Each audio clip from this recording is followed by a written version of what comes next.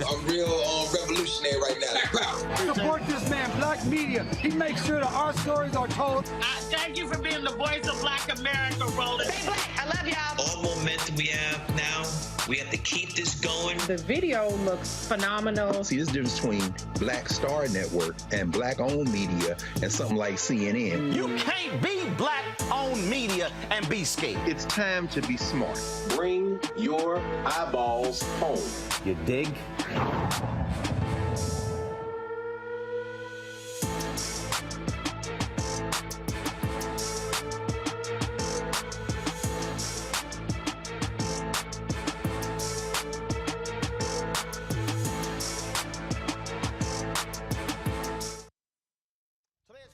April 8th, 2022, coming up on Roland Martin Unfiltered right here on the Black Star Network. The White House does a victory parade today on the South Lawn as Judge Ketanji Brown Jackson speaks for the first time after she was confirmed by the United States Senate. We will hear what she had to say, along with Vice President Kamala Harris and President Joe Biden. Also, amazing reaction from brothers and sisters who were attending the event. Our cameras caught them exclusively, and so wait to hear what they have to say as well. You'll hear from Reverend Jesse Jackson Sr., Derek Johnson, CEO of the NAACP, Mark Morial, CEO of the National Urban League, also Cleola Brown, the A. Philip Randolph Institute. You'll hear from Roz Brock, who's the chair emeritus of the NAACP, also Reverend Frederick Douglass Haynes, Marcia Dyson, Michael Eric Dyson, and so many others, including Chicago Mayor Lori Lightfoot. We caught up with all of them, folks, and we can't wait to show you that. Also on today's show, we'll get an update on what's happening in Mason, Tennessee. The Vice Mayor will be joining us on today's show. It's a jam-packed show. Lots more news we're going to be talking about. You want to keep it locked right here. It's time to bring the funk on Roland Martin Unfiltered on the Black Star Network. Let's go. He's got it. Whatever the miss, he's on it. Whatever it is, he's got the scoop, the fact, the find. And when it breaks, he's right on time and it's rolling. Best believe he's knowing. Putting it down from sports to news to politics. With entertainment just for kicks, he's rolling. It's on go, roll, roll, y'all. It's Roland Martin, yeah. Rolling with Roland now. He's funk, he's fresh, he's real, the best, you know he's Roland Martin now.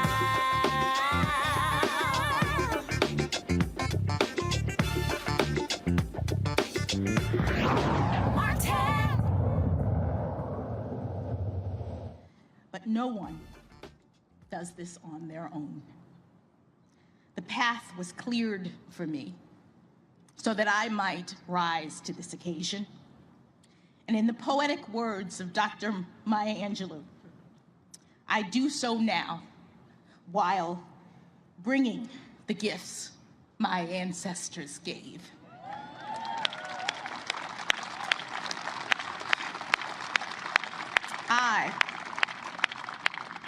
I am the dream and the hope of the slave. Folks, there were a lot of tears shed on the White House South Lawn today as Judge Ketanji Brown Jackson spoke to the nation since she was confirmed yesterday by the United States Senate. Of course, she was flanked by President Joe Biden, Vice President Kamala Harris. Numerous people were in the audience, including her parents, her husband, her children, her siblings, and also many folks, especially black women, who have fought for years for this particular moment. Vice President Kamala Harris, she spoke first, and President Joe Biden then followed her, and both talked about the importance, the history that was actually made with her confirmation yesterday by the United States Senate to replace retiring Justice Stephen Breyer on the Supreme Court. President George Washington once referred to America as a great experiment, a nation founded on the previously untested belief that the people, we the people, could form a more perfect union. And that belief has pushed our nation forward for generations.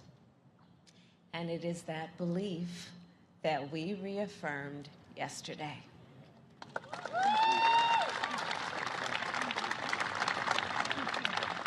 Through the confirmation of the first black woman to the United States Supreme Court.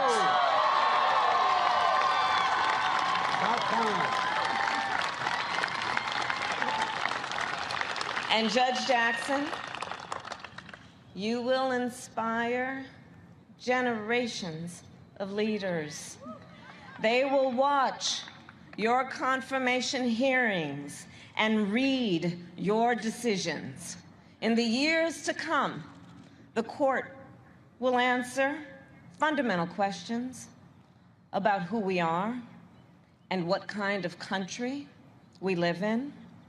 Will we expand opportunity or restrict it? Will we strengthen the foundations of our great democracy or let them crumble? Will we move forward or backward?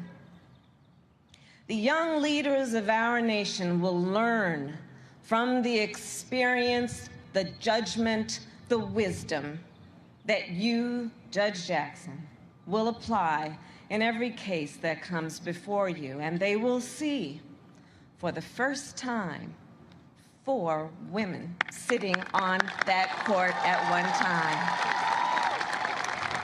When I made the commitment to nominate a black woman to the Supreme Court, I could see this day. I literally could see this day because I thought about it for a long, long time. As Jill and Naomi will tell you, I wasn't going to run again.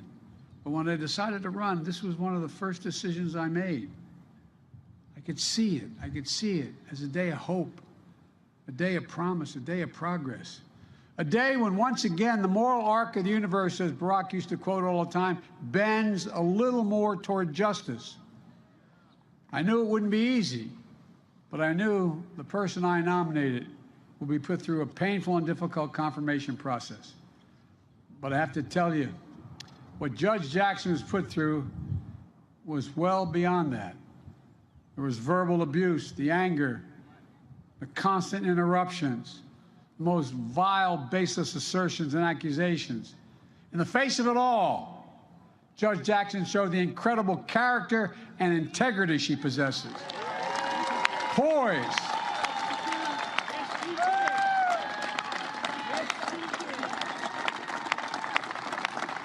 Poise and composure.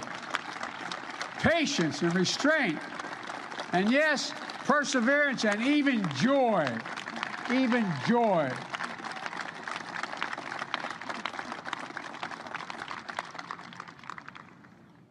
Ketanji, or I'm not going to be calling you that in public anymore. Judge, you are the very definition of what we Irish refer to as dignity. You have enormous dignity, and it communicates to people. It's contagious, and it matters. It matters a lot. Maybe that's not surprising if you look who sat behind her during those hearings. Her husband, Dr. Patrick Jackson, and his family. Patrick, stand up, man. Stand up. Talia and Layla, stand up. I know it's embarrassing the girls. I'm going to tell you what Talia said. I said to Talia, it's hard being the daughter or the son of a famous person. I said, imagine what it's like being president. She said, she may be. I couldn't agree more. Thank you, thank you, thank you, thank you. And Ketanji, her brother, a former police officer and a veteran. Ketanji, stand up, man. This man looks like he can still play, buddy. He's got biceps about as big as my calves. Thank you, bud. Thank you, thank you, thank you. And of course, her parents, Johnny and Elroy Brown. Johnny, all right, stand up.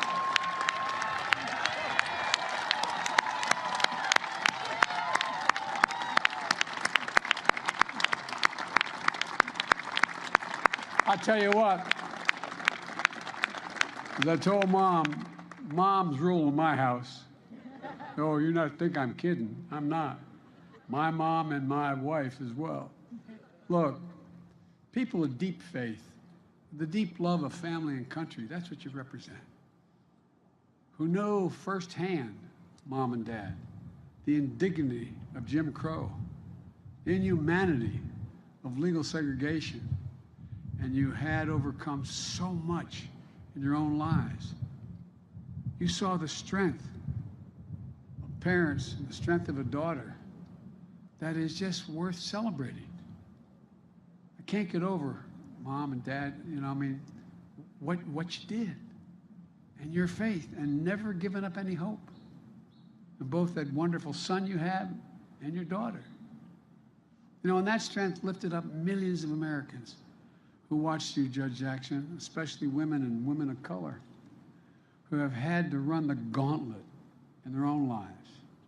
So many of my cabinet members are women, women of color, women that represent every sector of the community. And it matters. And you stood up for them as well. They know it. Everybody out there, every woman out there, everyone, am I correct? Just like they have. Just like they have. And same with the women members of Congress as well, across the board. Look, it's a powerful thing when people can see themselves in others. Think about that. What's the most powerful thing? I'll bet every one of you can go back and think of a time in your life where there was a teacher, a family member, a neighbor, somebody who made you believe that you could be whatever you wanted to be. A lot more to play, including from hearing from Judge Brown Jackson. I want to, though, talk to my panel right now. Linda Carr, she's the president and CEO of Higher Heights. Their focus is to elect more black women to public office. Rebecca Carruthers, she is vice president for Fair Elections Center. Damon Hewitt is president and executive director of the Lawyers Committee for Civil Rights Under Law. And also Cliff Albright, co-founder of Black Voters Matter. He is joining us from Boston. Glad to have all of you here. Glenda, it was certainly an amazing day to be out there at the White House to see the looks of joy. There were a number of young girls who were in the audience. There were mothers and grandmothers who actually brought them to this ceremony. There were folks who were American Indian, who were African American, who were white. But I'll be honest with you, the people who were really moved by what took place today, we call them seasoned saints in our church, really the black women who were 60 and older, who were just overjoyed with what they witnessed with their own eyes today.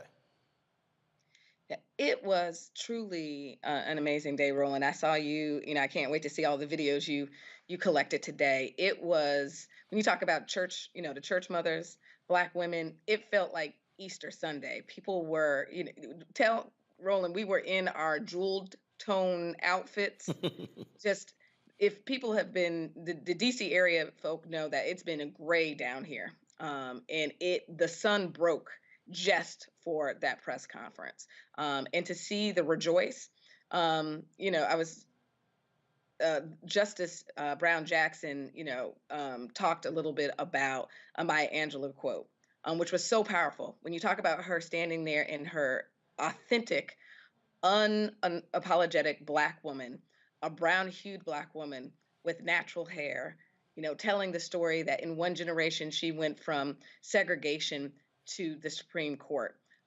It was church. We do call and response. And so the black women in attendance, black women who have been, advocates, activists, elected women. There was, New York, Letitia Tish James, the New York Attorney General, to Charlotte Mayor, Val Lyles, the former mayor of Atlanta, Keisha Lance Bottoms were there. So some of our, elected women from across the country, to the little girls that were there. It is truly a day that talks about how we can continue to reach higher. We've been prepared for this moment.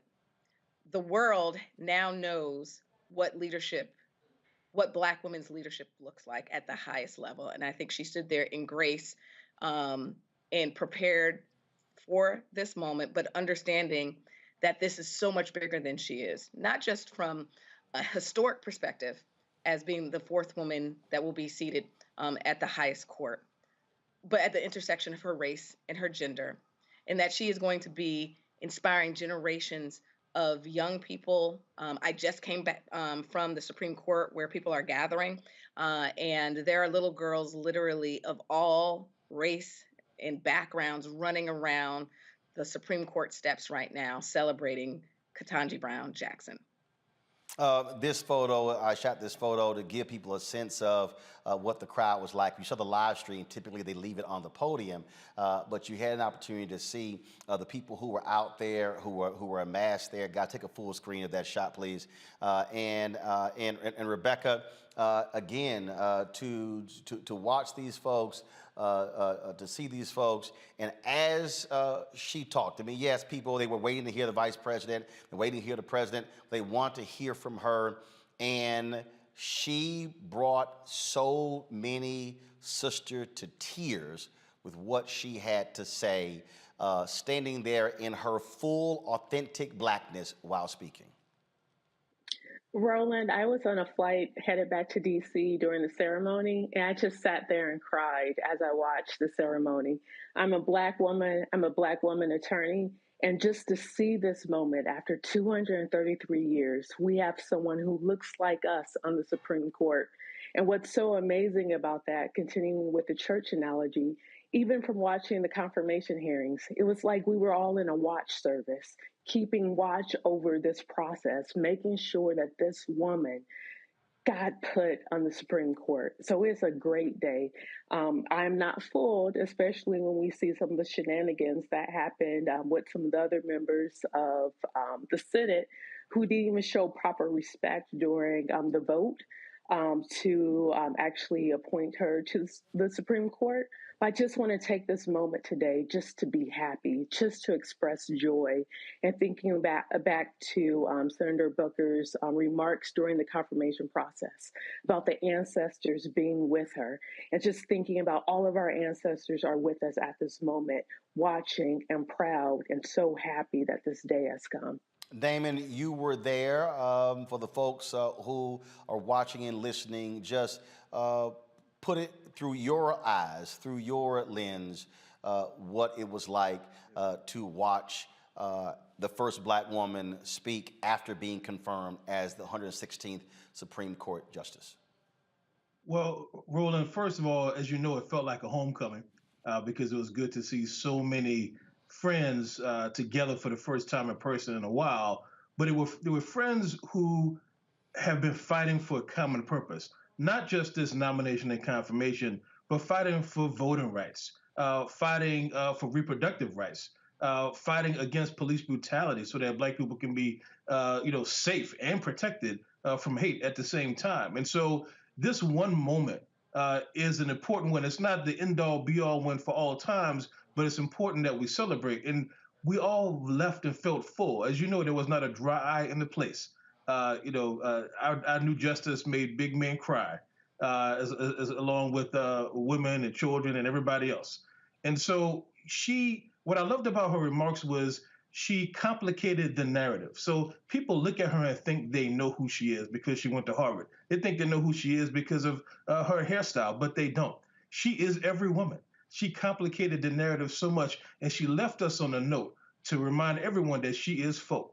When she quoted Maya Angelou, when she talked about her faith, we all know that we walk on the giants of shoulders. We all know who paved the way for us, especially those of us who have a lineage who come from people who were enslaved Africans. And to bring that to bear on the national stage, I know she's going to bring that same energy with her to every case, to every decision, whether it be in the public oral argument or on the so-called shadow docket of the Supreme Court. She's going to bring all of us. She said, we did it. We did it. All of us did it. She's going to bring all of us with her every day in this role for decades to come. Cliff Albright, we talked about this on yesterday, and that is if it wasn't for Georgia, if it wasn't for the election of John Ossoff and Raphael Warnock to the United States Senate, we are not here today. The work that you and Latasha Brown did, we'll hear from Latasha. I caught up with her outside of the White House. Going to those rural towns, the places lots of people don't go to, and really impressing upon them why their vote matter. And when I talked to Reverend Jackson, we'll hear from him as well. So many people who I talked to after, they said, today was why we vote. No, you're exactly right, Roland. 11,000 and change votes, here in the state of Georgia in the presidential election, similar numbers in regards to those two Senate races. And that means that every vote mattered. And that means every vote in Metro Atlanta, but it also means every vote in rural communities all across the state of Georgia, in places like Cairo, Georgia, that most people can't find on the map from Cairo, Egypt. But those votes matter, and that's why we do the work that we do. If I said this to a group last night, I'm in Boston right now, and I spoke to a group last night, and I told you, the next time as we're going out doing our voter mobilization, if we come across anybody who says that our votes don't matter, you tell them we got a justice named Ketanji, because that was made possible largely because of Black voters that came out. And so, we got elections coming up, and as I said yesterday, and as I've said before, and I'll say it again, elections have consequences. This historic moment, both parts of this historic moment, right? The first Black vice president being able to call out the vote for the first Black woman on the Supreme Court. Both of those moments made possible because elections have consequences and our votes matter. And so that's what we'll Well, that's part of the evidence that we'll be talking about as we're going out and talking to voters all across this nation in this upcoming election cycles. Elections have consequences, and we've seen things happen, historic things happen because of our ability to turn out. Glenda, one of the things that I have consistently tried to convey to the audience on this show is that, yes, we can be mad, we can be frustrated, we can say we haven't gotten what we wanted, but the reality is this: sitting out is not an option. What we have to understand is that somebody is going to win. And then when President Joe Biden said today that he has appointed more black women to the appeals court than all previous presidents combined. But people have to understand, these judges, they're lifetime. They can choose to stay life. We had Judge Vanessa Gilmore on the show yesterday. She just retired in January, but she spent 28 years on the federal bench. Ruth Bader Ginsburg passed away on the bench. And so we talk, people say, well, man, I don't really see how it matters. Guess what? The president can only be there a maximum number of 8 years. These judges can be there 20, 30, 40, 50 or more so years. Yeah. President Biden is living his values of diversity and inclusion. And he started that on the campaign trail when he committed to nominating a black woman to the Supreme Court. He then committed that he was going to have a woman as a running mate for vice president, and he chose a black woman to be his running mate. His cabinet is one of the most diverse cabinets. On that front row, you had Secretary of HUD Marcia Fudge sitting on the front row of that press conference today. His White House staff is filled of diversity, and particularly black women, all the way up to senior level staff members. And his administration looks like America. That's progress. We are living in some of the most politically divisive times. And so there's work to be done, as Cliff said. We need to change the configuration of our Congress. And then we need to get to work to holding our elected officials accountable and creating the environment for our champions to push progressive policies. So what do we need to do? We need to elect, as much as we celebrate today, we've never elected a black woman governor. Although Kamala Harris ascended to the front of the chamber as the president of the presiding over the U.S. Senate, there was 0 black women sitting in the Senate to cast their votes. And so this year, in 2020, in November, we have an opportunity to elect governors with an S, black women senators with an S. We have the most number of black women running for office up and down the ballot. And when you have diverse decision-making tables, they make better decisions. And certainly, I believe that Justice Brown Jackson is going to show that when you have diverse benches, like the Supreme Court, those benches make better legal decisions.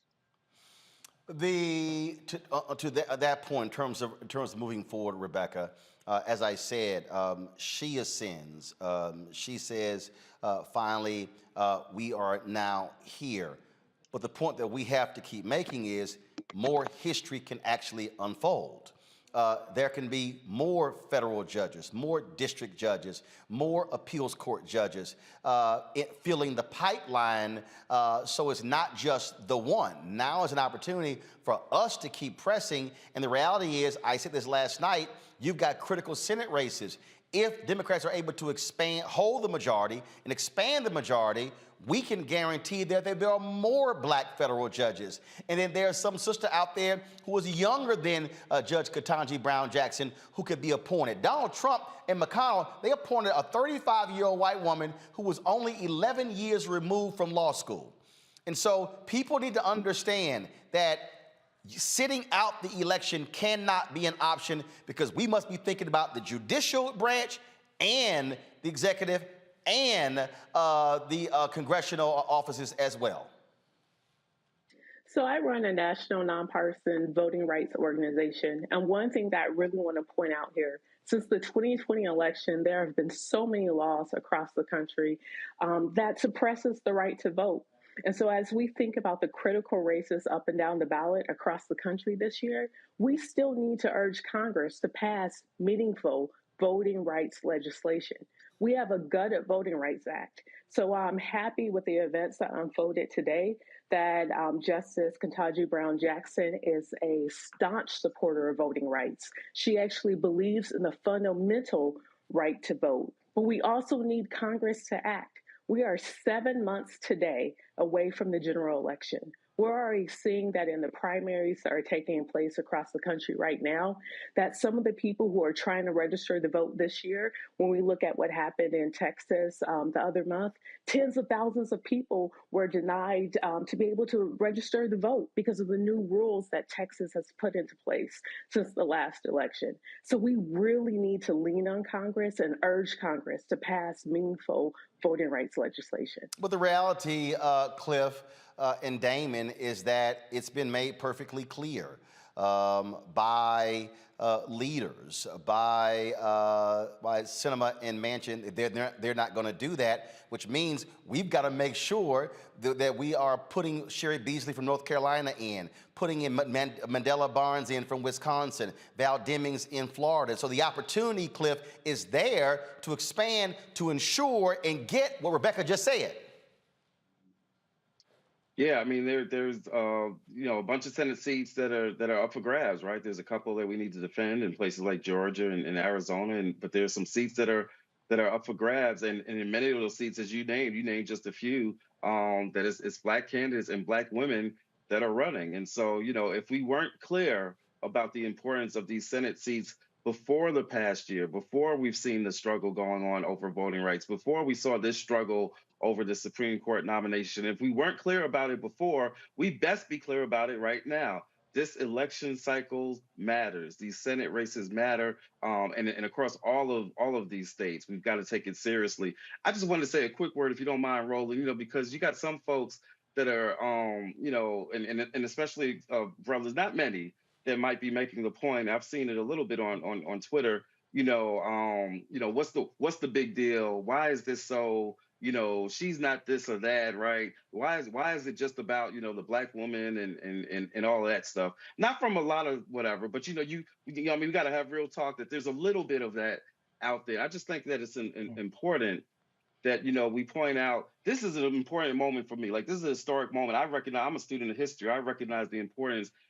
But even for me, and I've had tears in my eyes at various points over the past couple of days, but even for me, it can't mean the same thing that it means to sisters all across this country. Like you mentioned it, you were there, you see the little girls outside the Supreme Court and outside the White House, what it means to be represented. And we talk about Kamala being the first Black woman vice president, but it follows a Black man as president, right? We talk about Sister Ketanji, Justice Ketanji Brown Jackson being the first Black woman. It follows not one, but two Black men that had already been there, right?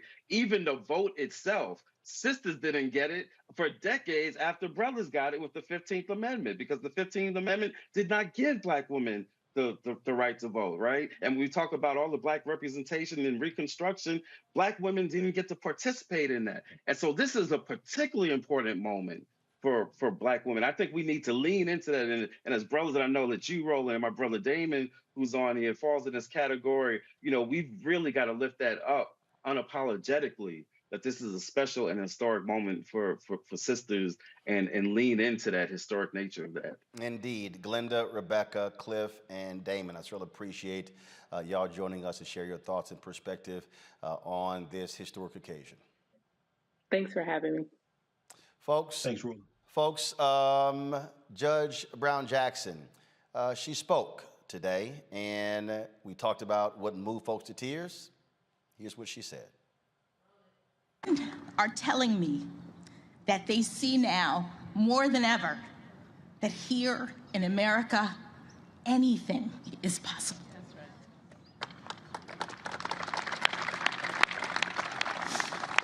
They also tell me that I'm a role model, which I take both as an opportunity and as a huge responsibility.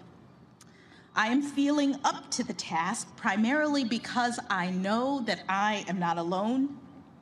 I am standing on the shoulders of my own role models, Generations of Americans who never had anything close to this kind of opportunity, but who got up every day and went to work believing in the promise of America, showing others through their determination and, yes, their perseverance that good things can be done in this great country. From my grandparents on both sides, who had only a grade school education but instilled in my parents the importance of learning, to my parents, who went to racially segregated schools growing up and were the first in their families to have the chance to go to college. I am also ever buoyed by the leadership of generations past who helped to light the way: Dr. Martin Luther King Jr., Justice Thurgood Marshall, and my personal heroine, Judge Constance Baker Motley.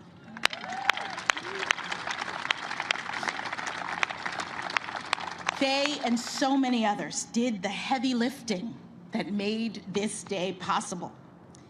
And for all of the talk of this historic nomination and now confirmation, I think of them as the true path breakers. I am just the very lucky first inheritor of the dream of liberty and justice for all.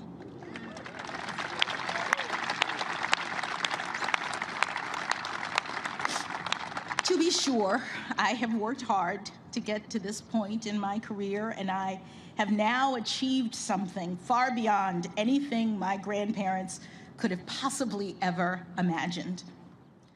But no one does this on their own. The path was cleared for me so that I might rise to this occasion. And in the poetic words of Dr. Maya Angelou, I do so now while bringing the gifts my ancestors gave.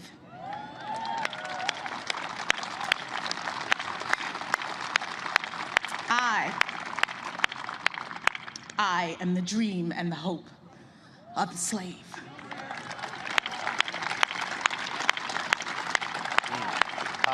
Powerful words there. There were a couple of people that President Joe Biden shouted out. One of them was a Senate staffer who Senator Dick Durbin had talked about during the confirmation hearings. Mrs. Roberts, she works. Well, I think she's a staffer. She works on the cleaning crew, I believe, and she wanted to be in that room during her confirmation hearings. Well, she also was there in attendance today. But the president also spoke about a very young girl who also was there today as well. But the truth is, she's already impacting the lives of so many Americans. During the hearing, Dick spoke about a custodial worker who works the night shift at the Capitol. Her name is Verona Clemens. Verona, where are you? Stand up, Verona. I want to see. You don't mind. She told him what this nomination meant to her. So he invited Ms. Clemens to attend the hearing because she wanted to see, hear, and stand by Judge Jackson. Thank you, Verona. Thank you, thank you, thank you. At her meeting with Judge Jackson, Senator Duckworth introduced her to 11-year-old, is it Vivian? Vivian. I'm sorry, Vivian. That's her. Is that your sister?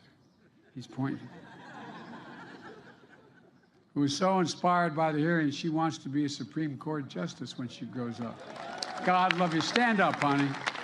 Am I going to embarrass you by asking you to stand up? Come on, stand.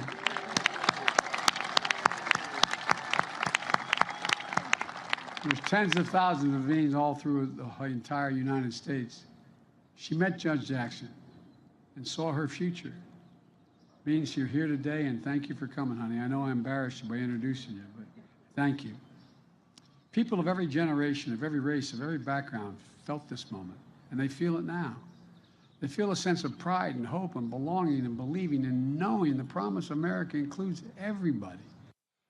You know, one of the things that I hate at these White House events, they always keep the camera on the podium, so you never actually get to see the person who is speaking, and I actually caught up with Vivine Price as well as her brother August and her sister Eleanor, who was actually bothering all three of them as they were leaving the White House grounds. How y'all doing? Hello, how are you? All good. So you got a big shout out today. Yeah. Just share your thoughts and all of y'all as well, just about being here watching history. We didn't know that I was gonna be mentioned, or like what was really going on, because we were actually in the back section until somebody came up to us and told us that we were in like the wrong spot in section. Yeah, that we in fact had a spot. Yeah. And also if you told me that we'd be here today, I would not believe you. I literally would. All right then. There's always the little sister or little brother who's always interrupting things. We also caught up with a number of other people who were there, who shared their thoughts and reflections about witnessing this historic day. This is what they all had to say. Oh, Roland Martin and the United States of America. This is Frederica Wilson from the 305 Miami, Florida. We just had the opportunity to witness the groundbreaking confirmation voting and hearing of Ketanji Brown Jackson, a graduate of Miami-Dade County Public Schools, and as a former principal, I am bursting with pride. She has broken the glass ceiling, and glass is covering the streets of Miami-Dade as people paint her pictures all over the city. All kinds of likenesses of this young woman is being drawn by little girls in school. Ketanji Brown Jackson, Miami, Florida. Bring it home, Ketanji. I got it. Representative Plaskett, just your thoughts about today and this history. Happy KBJ to all of America. Thank you so much, Roland, for being out here. This is just an amazing day, not only for America, but of course for Black women. You know, when she expressed the words of Maya Angelou about our ancestors and them coming before, and she's the recipient and is coming with the gifts that they had, that was the most for me. We're going to continue to be a better America. And Roland, I know you're going to keep us in line to do that as well. I appreciate it. Thanks so much. Thank you. All right, Barbara. Yes. You'll just share with our folks about today's history. Well, I thought it was bottled up joy. For a minute, I said, I am back in America. I felt for the last 4 years I was someplace else where Black women were spoken evil of by President Trump. But now I felt today that it is worth all the pain, the suffering that we have done to give our nation a blessing of a woman with so much aptitude, so much understanding, that she represents not only us, but the future of democracy. And so I almost felt just breaking down and crying, and the woman next to me was crying because we just felt restored. We know it's just for a moment, but this moment is enough to keep us going and fighting for moments just like this one. I thought today was some kind of wonderful. I mean, the justices talk made us really believe that justice will roll down like a mighty stream for all American citizens because of her appointment today. We're blessed to have her on that seat in that court. This is why we vote. When we vote, we come out, it's material. And there's no history that could erase what just happened. And I can't wait to see what she says. Because when the justice expressed that she is the dreams and the hope of the slave, we knew exactly what she meant and that our promise is still laying before us. But I have to say, overall, this is why we voted. And we have to keep doing it again. She's going to need more friends, more girlfriends on that bench. Today is monumental. I mean, the fact that we are seeing history celebrated, to go from segregation to the Supreme Court. I mean, when she said that today, it just touched my heart. One generation. Yes. Oh my gosh, one generation. This is just a historic day, but I mean, we were just so touched to the point with her words, and when she she started quoting Maya Angelou's poem, to just know how far we've come, but that we finally get a chance to see this day and to be able to celebrate this day. She is the first. She will not be the last. That's right. Cool. Got it. Yes. Jamie. Roland. What's on your mind? Listen, man, it was a beautiful, beautiful event today. You know, Roland, I think you and I were both there when this promise was first made. And that was in Charleston, South Carolina in 2020 at the debate there. And it's great to be full circle, to see the promise being kept. And now we are about to see the first African-American woman sitting on the Supreme Court. It is a great day in America. Beautiful day. You already know. Wonderful day. When the D9 is together, It's a wonderful day in loving America. up on each other. Yeah. Ketanji just made history and preached a sermon. We thank God for this moment. One generation from slavery to the Supreme Court. Yes, that's it. And still we love rise. you. Proud of you too, Roland. And still we rise. Keep the network going. Yes, Keep it going. We're here. On our behalf. That's right. Still we rise. I appreciate you. Watching the faces of all those young children who were talking and acknowledging how powerful it was, and then watching the tears of all of us old folks. That's the real deal right there. A defining moment in the history of America, a defining moment. Glad to be here, glad to witness it. Good seeing Roland Martin. Good seeing you. Roland, I want to tell you, she started off judicial-like with her speech, and she ended up like Ben Crump. I was impressed with the remarks. Rashad, your thoughts? I think it was one of the most important speeches we have seen in a generation, and it's going to be important for all of us moving forward. But more important is what she's going to do on the courts. So it was a great day. Great day. All right. How's it going? Hey! Your thoughts on the day? Oh my goodness. I cannot possibly capture how important this moment is, how emotional it is for all of us, and what the future will bring because of Judge Jackson being the first black woman on the Supreme Court of the United States of America. Yes, yes. Jim, share your thoughts. Whether you are religious or not, God smiled on this day with sunshine. This sunshine provides a light of hope for all of us. This is a day the kids are watching. A lot of children are watching this.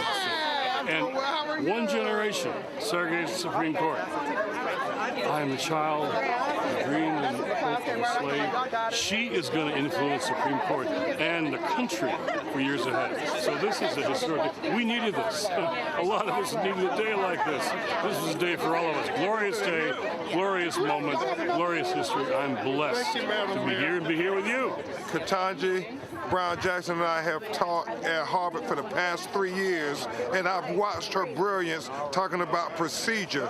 But today, she thought more about passion from, in her words, Roland Martin, from segregation to the Supreme Court in one generation. Thurgood Marshall, Constance Baker Motley, they were smiling down from heaven on that queen. What a day. It's her story. I am speechless to go from, we gave birth to this nation, to fighting for so much, and now to finally have representation at the highest court of the land. It's overwhelming. I'm still in tears, and she understands what this means for us. All right, Sonny? I don't even know if I should be on air because I have been crying. Right, Latasha? It's been so momentous. Her words, I think, will go down in history as one of the most important speeches in our country. It was right on time. She talked about the fact that she is the hope and dreams of the slave, really quoting Dr. Maya Angelou, and we've arrived. We have. It was absolutely beautiful. It was beautiful. I'm trying to get myself together now too. So I'll see you, Sonny. I'm getting myself together, but it was really a historic moment. And it was so much authenticity and so much power and spirit. And whenever you open up, first giving honor to God. Listen. All right. Listen, it was beautiful. So. All right, Congresswoman, your thoughts today? You know, waking up this morning, it was like, you know, Christmas Day. It's just been surreal, euphoric, just incredible, awe-inspiring. And I want to say this, Ketanji, y'all gonna learn today. They will never mispronounce that name ever again, although we're only gonna call it Justice Jackson, but, you know, it's just been incredible, incredible. Glorious day. Can't wait to see her legacy begin. And I want to say also I'm thinking about Thurgood today as well. No, it was historic. The fact that her statement summed it up, that in one generation, her family's gone from segregation to the Supreme Court. That's the American story. That's the story of the fight that black people have put forth to ensure that democracy works for all. Our theme is when you fight, we win. And this is another example of winning. Reverend, always good to see you. For the matters, we were in Reconstruction.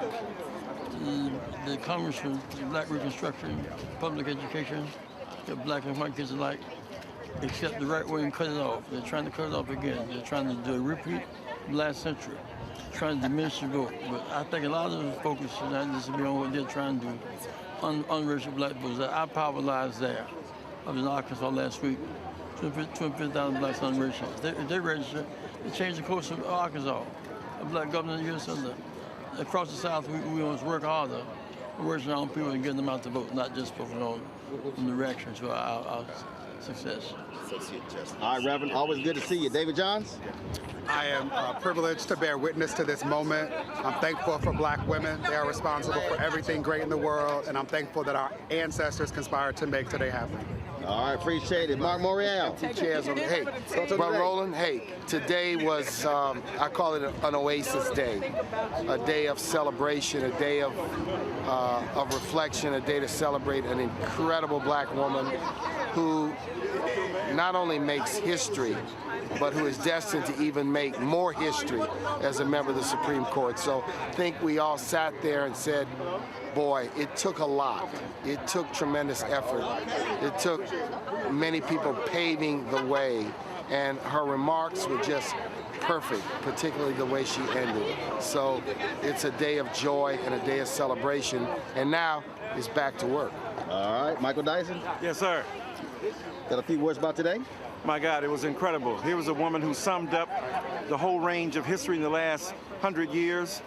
She began with segregation and talked about in one generation, she's on the Supreme Court. But by ending with Maya Angelou, I am the dream of the slave. It was a remarkable punchline, but it was a remarkable acknowledgement of the incredible work that black people have done and other allies to arrive where we are today. It was a historic day, a black woman. And let's be real, you and I both know, black women running everything anyway. So why ain't they been running the United States of America and certainly on the Supreme Court? It's a great day. It's a great day to be here to celebrate her. God bless all black women in America. I appreciate it. All right, Judith Brown Diana, I know you got something to say about being here. Yes! 233 years, and a black woman has finally made it for, not only for black lawyers, but for black girls, for our community, and for America. She's gonna throw down on all the important issues. So I needed tissues to get through the day, but the sister had powerful words quoting Maya Angelou and acknowledging from slavery to this, so. Oh, absolutely powerful for her to say, to quote Maya Angelou towards the end of that speech after extending her appreciation, captured everything, the hope of the slave. And so when we think of all that we've been through to come to this point, it says so much. She handled herself brilliantly, showing the same poise and composure that she showed during the vicious hearings. And so I'm proud of her. And again, it lets us know what we all can do. Well, I mean, my heart is full. When she made her statement that her family started in segregation and now ends in the Supreme Court in one generation, those were very, very powerful words, because most black folks had that same kind of story, where our origins are in slavery and segregation. And to see her with her grace, her intellect, and her ability, and her parents there to witness it in pride. It was a beautiful day. I was surrounded by black women, mayors, attorney generals, who were just beaming with pride and knowing how incredible this moment was.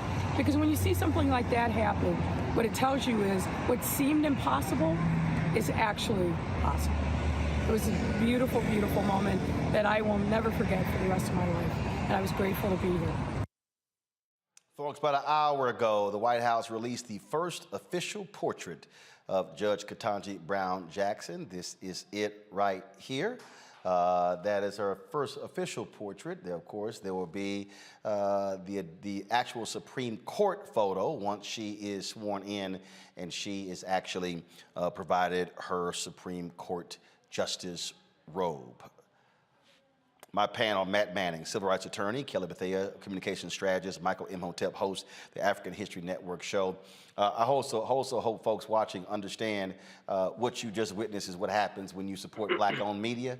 Because just so y'all know, the White House at the event, we were all behind the barricades, and when it was over, they would not let us actually go interview the people who were attending.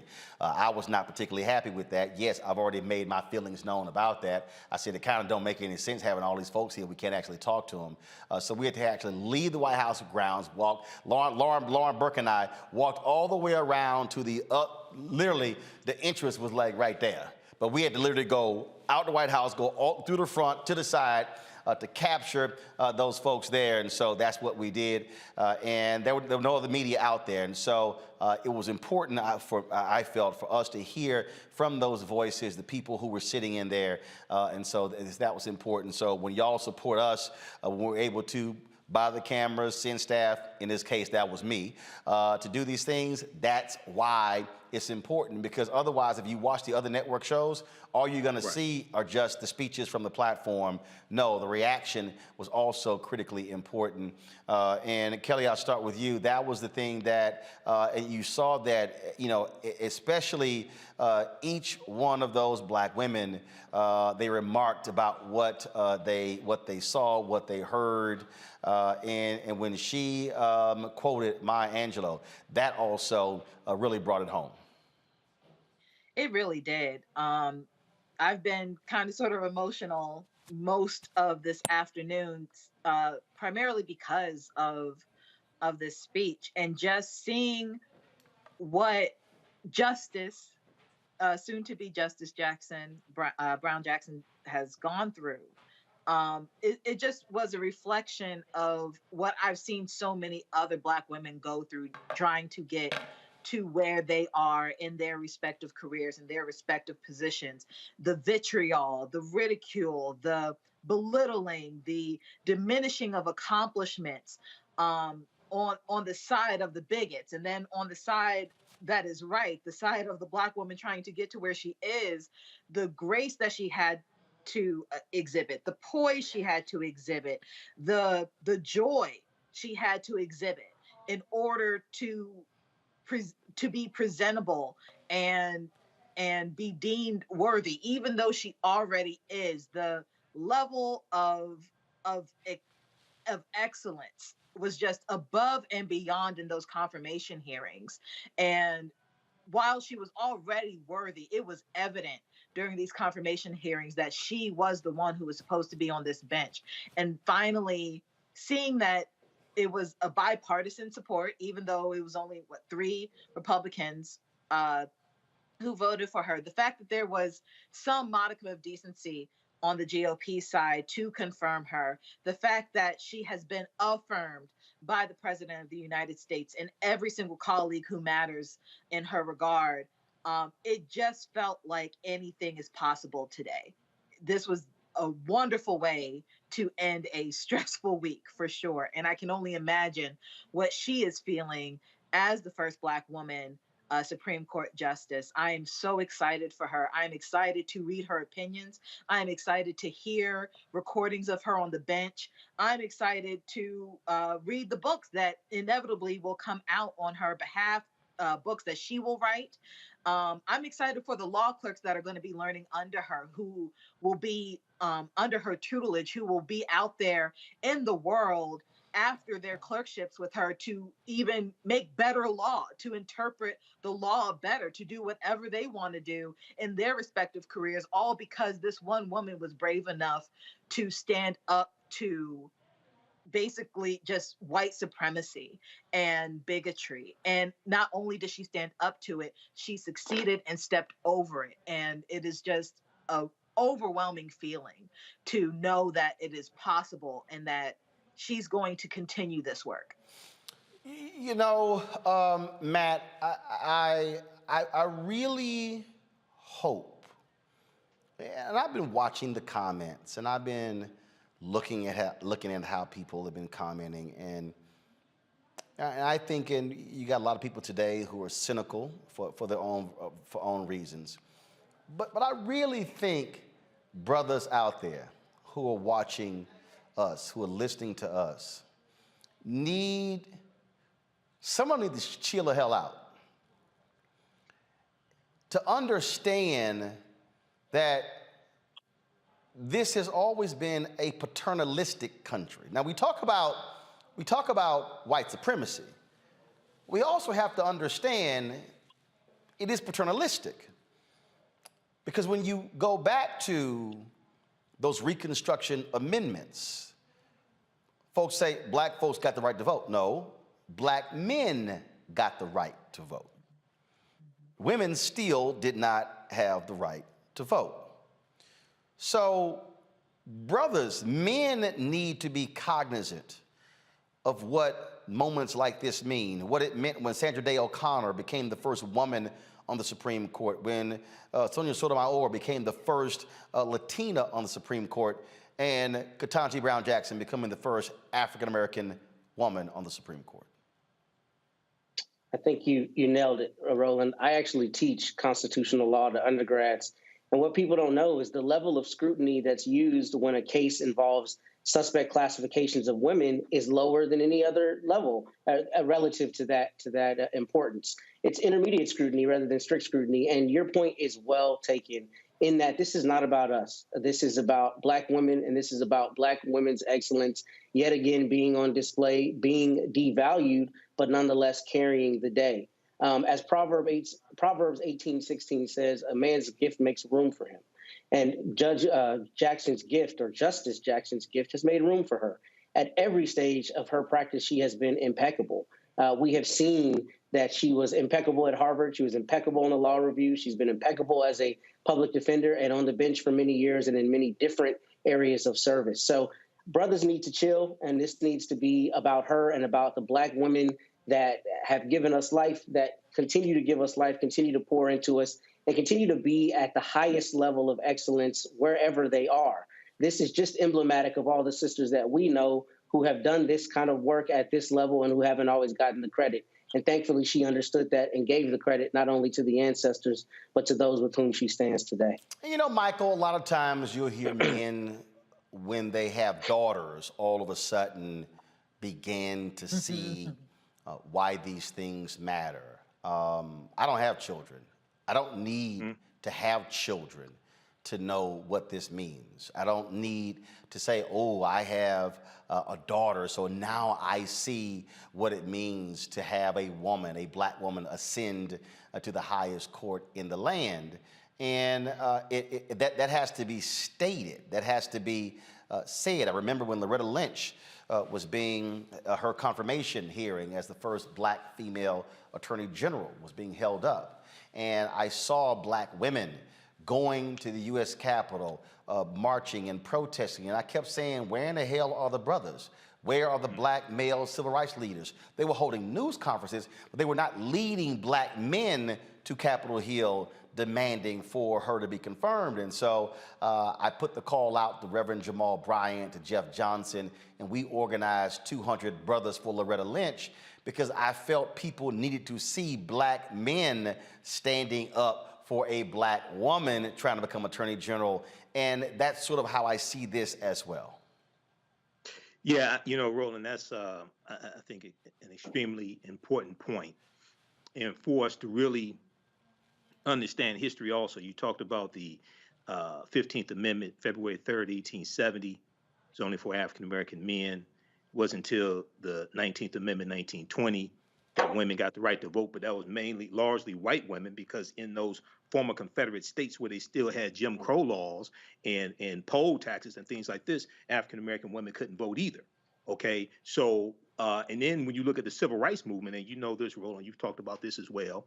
You talked about Ella Baker, who left the SCLC that she helped co-found in 1957 with Dr. King, because she was passed over for a permanent leadership position, because Dr. King and others didn't think that women should have leadership positions in the movement. So when we look at the civil rights movement, one of the things that does not get talked about is that the sexism in the civil rights movement.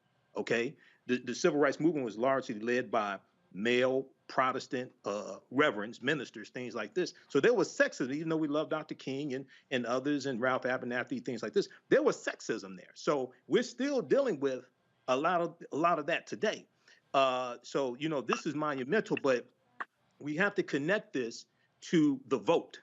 Everything is connected to the vote. Politics is the legal distribution of scarce wealth, power, and resources, and the writing of laws, statutes, ordinances, amendments, and treaties, their adoption, interpretation, and enforcement.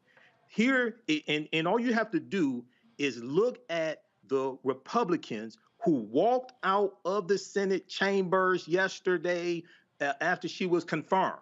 The only one that was left behind was Mitt Romney, who voted for her, and he was clapping. You see all these white men walking out in disgust, okay, because that was not supposed to happen.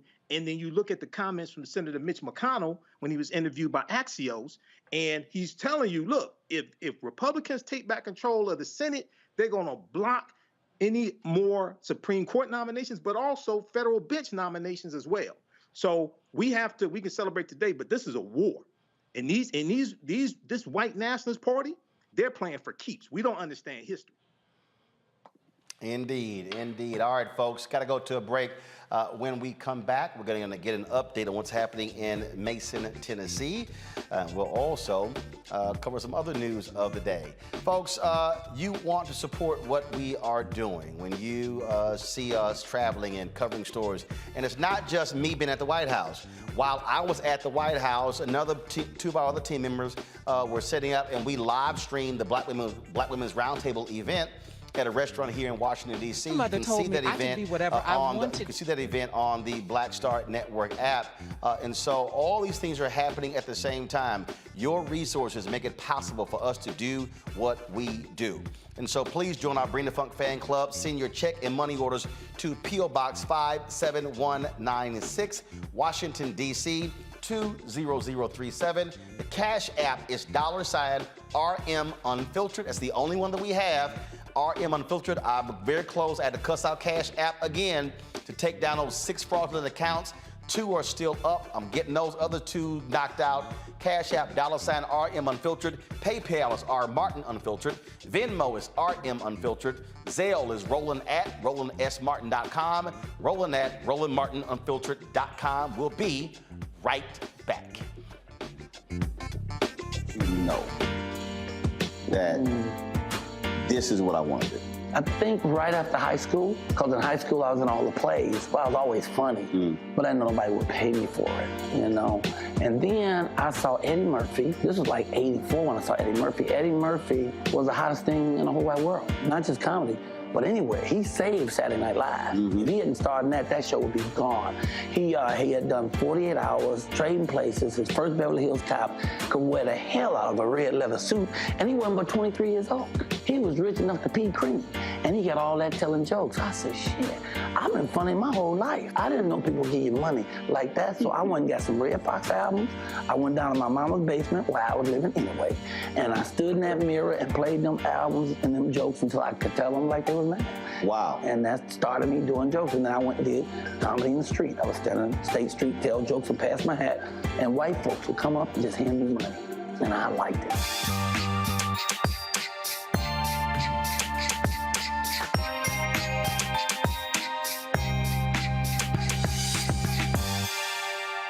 Hi, am Dr. Jackie Hood Martin, and I have a question for you. Ever feel as if your life is teetering and the weight and pressure of the world is consistently on your shoulders? Well, let me tell you, living a balanced life isn't easy. Join me each Tuesday on Black Star Network for a Balanced Life with Dr. Jackie.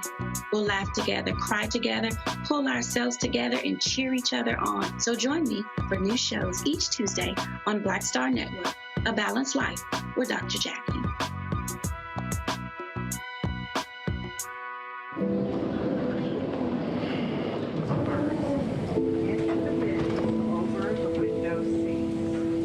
These are the only bins that will accommodate larger rollerboards.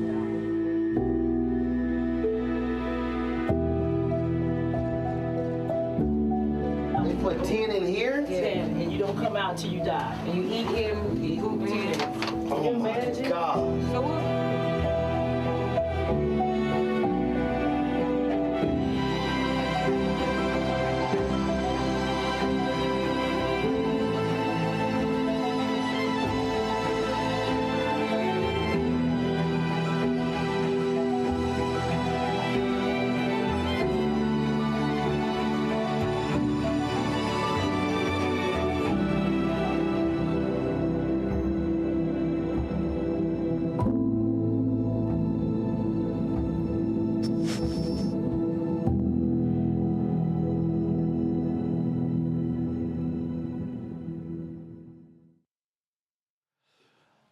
All right, folks, part 6 of our docuseries, 1619 to 2019, the year of return. My trip to Ghana airs right after tonight's show. Trust me, you don't want to miss it. It's a fabulous, fabulous show. If you missed the previous 5, simply go to the Black Star Network app and you can see all 5 of the previous parts. And so, trust me, something that you definitely want to check out. Yesterday, there was a hearing in Nashville with regards to the lawsuit against the Tennessee State Comptroller on behalf of the city of Mason, Tennessee. NAACP, they filed that particular lawsuit. The comptroller, of course, has decided he's going to take over the finances of the city. The NAACP calls that unfair. Joining us right now is the vice mayor of the city of Mason. We've had her on before. We appreciate her coming back to tell us what's going on. Virginia Rivers, glad to have you, Vice Mayor Rivers. So what happened in the hearing? Well, we went in and our attorney defended us really well. They did a wonderful job. So we won't get the verdict until April the 15th, according to the judge. She will give us that verdict then. So you've got some time here, and what was the rationale offered by the state of Tennessee to deny what the NAACP is seeking to stop their efforts? Well, basically, they wanted them to deny it based on the fact of the past history of the audits not being turned in on time, or the fact of what has basically, it was all based on the past, things that have happened in the past. They didn't focus on what we have done in the last 4 years, I'll say 3.5 years. They didn't focus on that at all.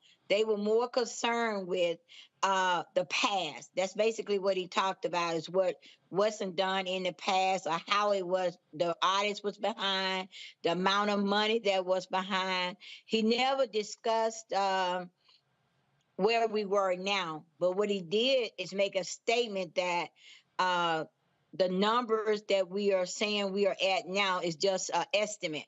It's not true numbers, which wasn't true because the comptroller audit came in after the meeting with Manpower and to verify numbers.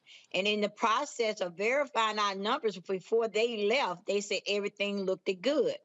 So with that being said, that means that if they verified the numbers and then resent out in order for us to follow, then the numbers had to have been correct. So I don't know why he would make that statement in the hearing that the number was just an estimate.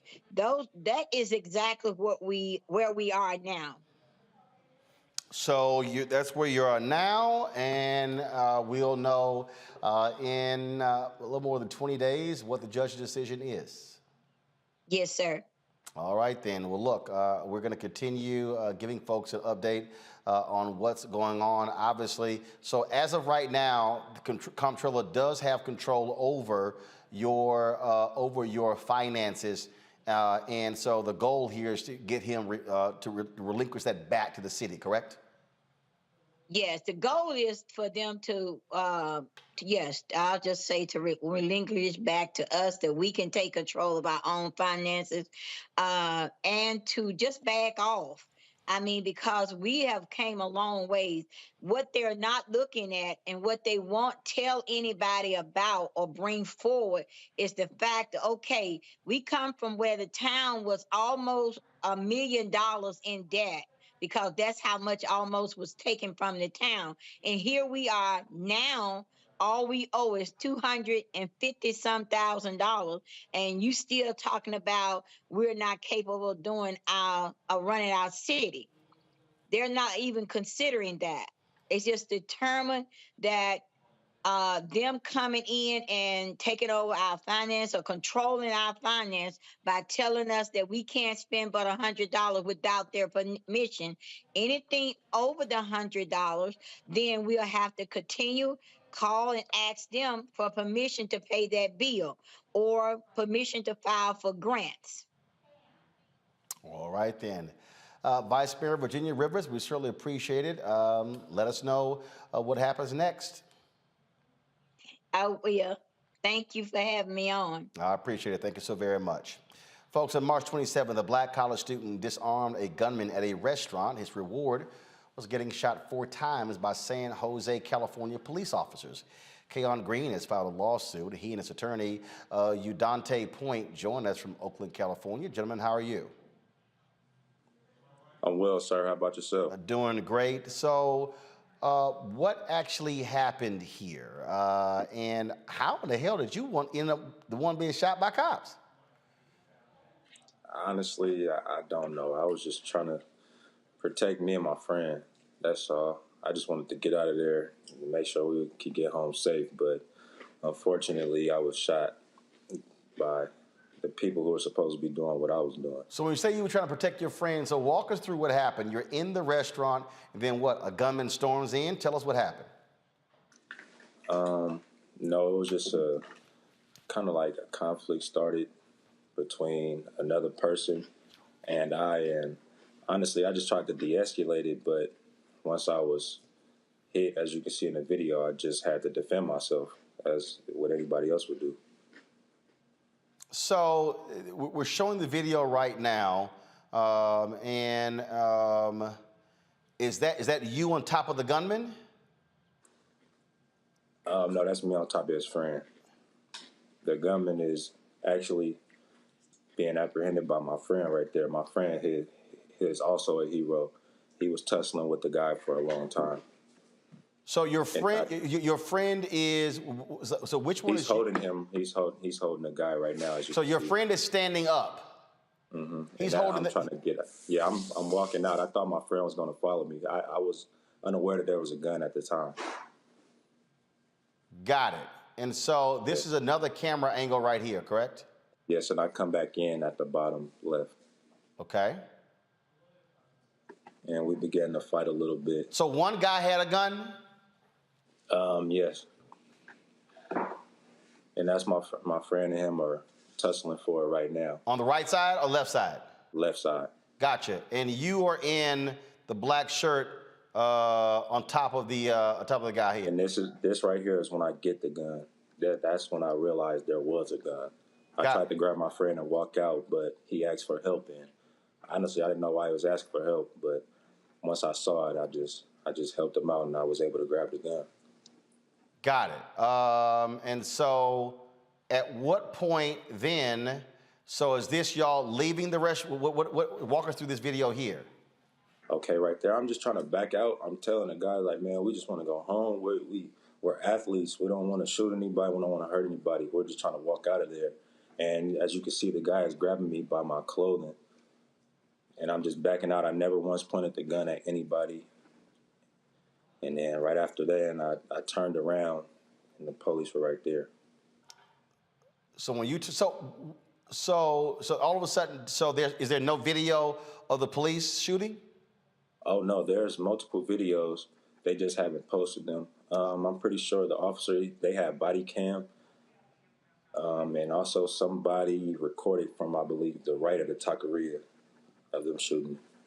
Right there, that's the video right there. You can see it, but the officers haven't dropped the body cam yet. Udante Point.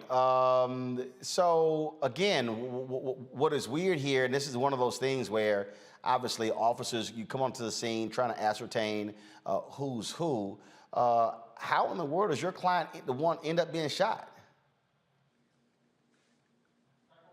You're on mute. You're on mute. Now keep talking. Let's see if you have your audio up. Go ahead. Am I better now? Yeah, we're good. Go ahead. Great. Yeah, my client winds up getting shot because the officers failed to just follow basic common sense and, frankly, their training. As opposed to assessing the scene to determine what's going on and not rushing into what was a crowded restaurant with any number of people in there, and they don't know who's innocent versus who are the bad guys. And instead, they should have formed a perimeter and essentially given orders for people to come out with their hands up and done this in a more orderly fashion. Instead, they rushed in, guns blazing, and it wound up with my client being shot as he's inching his way with his back to the police and his back to the street. So my client essentially has the door propped up with his left hand, and in his left hand he has the gun, and the gun is pointed in the air. The police in their press conference claim that the gun was pointed at people. It's certainly, even from the video that the police have released up till now, edited videos, they cherry-picked what they made available to the public. But it does not show my client pointing the gun at the police. It certainly doesn't show him pointing the gun at anyone in the restaurant when he was shot. So that begs the question, what was the basis, the lawful basis for the police to ever shoot and fire a single shot? And I submit, based upon the information that I have from my investigation and the videos and the pictures that the police show, there was no lawful reason to fire that shot. And in fact, what I think is very telling here is that only one officer fired, but there were several officers there if you look at that bystander video, but only one officer shot. So that leads us to the conclusion that that officer overreacted, that officer, maybe he panicked, that officer misperceived what he thought was an imminent threat, but he was the only person to see it that way. And unfortunately, my client paid the price for his grave mistake. Fortunately, we're here today and you can interview him and I can represent the young man and get to know this great young man and hopefully get him back on the road toward his goal of continuing his education in a four-year university and perhaps an NFL career, as opposed to talking about and placing pictures up on the screen and talking about how nice of a young man he was while he was alive, but tragically the police killed him. But he was really only an inch away from losing his life, and that is a shame, and that's why we filed a federal civil rights lawsuit. This reminds me of the security guard, the black security guard in Illinois, who broke up a fight, and cops come on the scene. They shoot the security guy, the bouncer, and people were yelling, "What are you doing?" And because again, how the laws are, they walked away. They were never indicted or charged as a result. And that brother, he's dead. Yes, and that, fortunately, that wasn't the case here in terms of the ultimate price that that brother, who was the security guard, paid with his life. Here, Mr. Green survived, and now, he's in the fight of his life to regain the life that he had worked for, to regain, his hopes and dreams, and is on a long road to recovery. And he's fighting just as hard to regain that life as he had to when he was in that restaurant, to protect not only his life, but the life of everyone else in that restaurant. Keon, are you still impacted by the shooting? Were you able to continue playing football? Are you still any after effects from those gunshot wounds? I'm affected tremendously, sir. Honestly, I still get flashbacks of it. I see myself looking at my hands, and I had all the blood on my hands. I see that every night, and it's hard to sleep. And also, I can't play football this season. I don't know when I'll be back. I can't run. I can't do anything. I can't lift weights anymore as of right now. Hopefully, I'll get back to that, though. You were shot 4 times. Where were you shot? I was shot once in my knee, twice in my arm, and once in my stomach. Man, questions from my panel. Matt Manning, you're first. Yeah, my question is how the police have not immediately gotten rid of you as a suspect. I mean, presumably they have surveillance video from the entire restaurant where they can see the beginning of the confrontation. They can see that the gun was not pulled out by you, and they can see that you were defending yourself and other people in the restaurant. I'm a former prosecutor. It seems pretty basic. What have they told you and your attorney, Mr. Point, about why they haven't immediately invalidated you as a suspect? Honestly, we haven't heard anything. I haven't heard anything from them. No sorries, no I was wrong, no anything. They haven't taken responsibility for none of their actions. And that's honestly just what we're waiting on. Right. I'm not sure that the police heretofore, they treated him as a criminal suspect while he was in the hospital. And then after he was released, they had this press conference where they tried to justify their conduct, but not in one time. And all they had to do was one sentence out of the thousands that they uttered to try to explain away their bad conduct. Did they ever apologize? Did they ever say, we got this wrong, we made a mistake? Or simply offer words of support for someone that they knew was a hero, that they knew hadn't done anything wrong? Instead, it's the same playbook that we see repeated over and over and over again throughout this country dealing with the police, which is they want to explain it away, and then they want to victim shame and present it as if the person who was the victim decided or brought the victimization on themselves. But that's also why we're filing the lawsuit, because it was clear to me and clear to Keon as well as his family that the city of San Jose and their police department, don't have the best of intentions for someone who is a hero. Instead, they want to mitigate the damages and force this young man to fight for justice. And we're here to do that. Yes, sir. I'm sorry if I go ahead. Anybody? No, go ahead. Yeah, that hurted me pretty badly when I got in the hospital, and I finally was able to watch the news, and they were saying that I pointed the guns at the officers. It's just like, how can you get that wrong? Out of everything that goes on, as a young black man, I'm pretty sure everybody my age knows to never do anything like that. So it just, it kind of hurted me, the picture that they painted to try to paint me as a criminal when I've never once put myself in that position. I always try to do right and go the other way, which is right. Kelly. First and foremost, I am so sorry, Mr. Green, that you had to go through this trauma, because that's exactly what this is. And I'm actually looking through the complaint that your lawyer has so beautifully drafted, and I paused at section 23, or clause 23 rather, where it says that you were handcuffed to your hospital bed and wasn't able to see your family for 3 days until after the incident. Yes, ma'am. Given 1, you were shot, 2, you were assaulted. How are you dealing with this trauma? Because that's exactly what this is. It is trauma upon trauma. How are you reconciling being a hero in the situation? How are you reconciling that truth with the fact that you've been so demonized? That's my first question. And to follow up, how can we support you guys in this endeavor so that you can be made as whole as you can from your community until the trial is over, of course? Okay, well, I'll start off with dealing with the trauma. Honestly, it's very hard. It's not something that I ever thought I'd be going through. But something that helps me is like just being here, being around my mother. I'm at my mother's house, just being around my mother, being around my little sisters. That kind of helps me a lot. But at the same time, you know, it's all fine and dandy when people are around, but once you're by yourself and you're in a room alone, and then all those memories just come back, it hurts. Like, it doesn't. Are I you in can't really therapy? explain it. No, not yet. Not yet, man.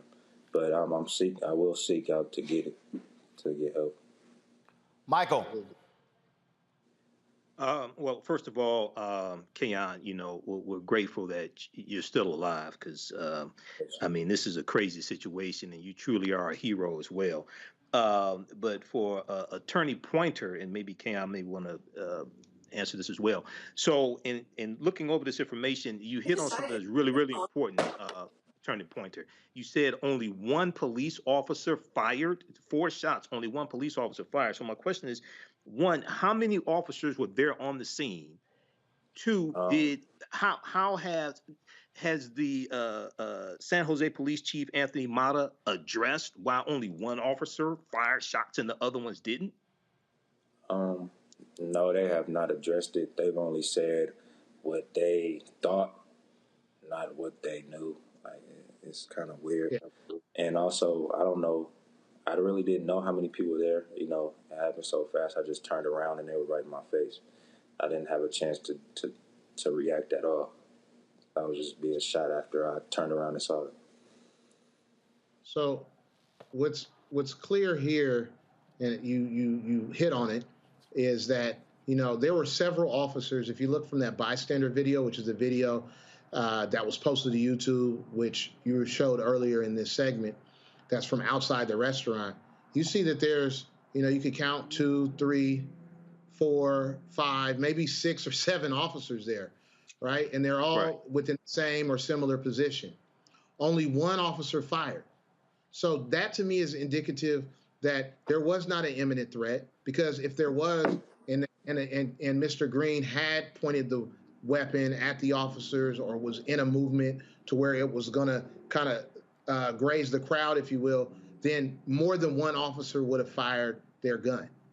When you have a situation where there's several police officers right there and only one uses deadly force, that's indicative of the idea, and for me, the fact that I would certainly point out to a jury that this officer overreacted, that this officer misperceived, had an unreasonable fear, had an unreasonable belief of some type of imminent threat that he responded to.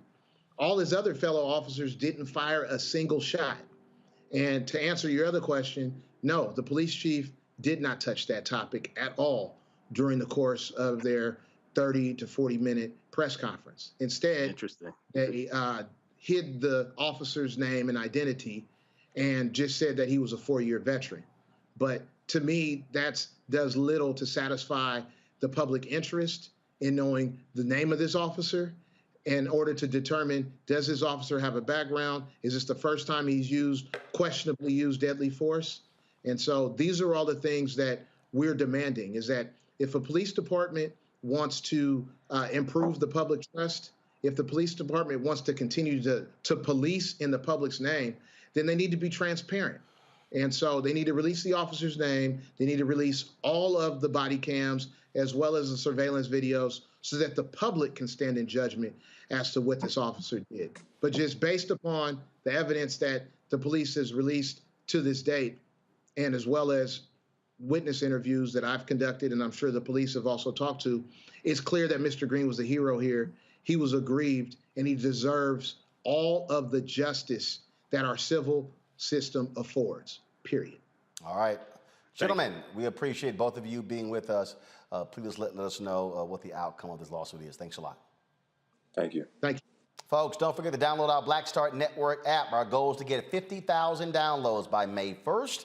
You can download Apple phone, Android phone, Apple TV, Android TV, Roku, Amazon Fire TV, Xbox One, Samsung Smart TV as well. Of course, you can also join our Bring the Funk fan club. Every dollar you give goes to support this show, allow us to be able to cover the issues that you know matter most to our community. Please send your check and money order to P.O. Box 57196, Washington, D.C. 20037. Cash App is $RM Unfiltered. PayPal is R Martin Unfiltered. Venmo is RM Unfiltered. Zelle is Roland@RolandSMartin.com. Roland@RolandMartinUnfiltered.com. And come on YouTube and Facebook. Y'all should hit that like button. We should be at more than 1,000 on both platforms. So hit that button so we can we want to average 1,000 likes a day for this show. All right, folks, got to go to a break. I'll be right back on Roland Martin Unfiltered. Wealthy. Did you know that the majority of households headed by African American women don't own a single share of stock? No wonder the wealth gap continues to widen. Next on Get Wealthy, you're going to hear from a woman who decided to change that. Have been blessed with good positions, good pay. But it wasn't until probably in the last couple of years that I really invested in myself to get knowledge about what I should be doing with that money and how to productively use it. Right here on Get Wealthy on Black Star Network.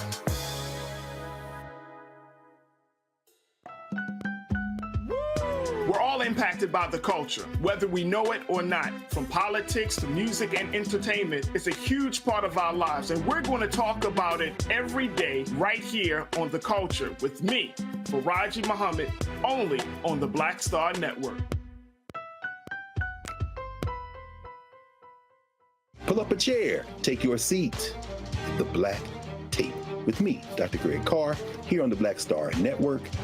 Every week, we'll take a deeper dive into the world we're living in. Join the conversation only on the Black Star Network.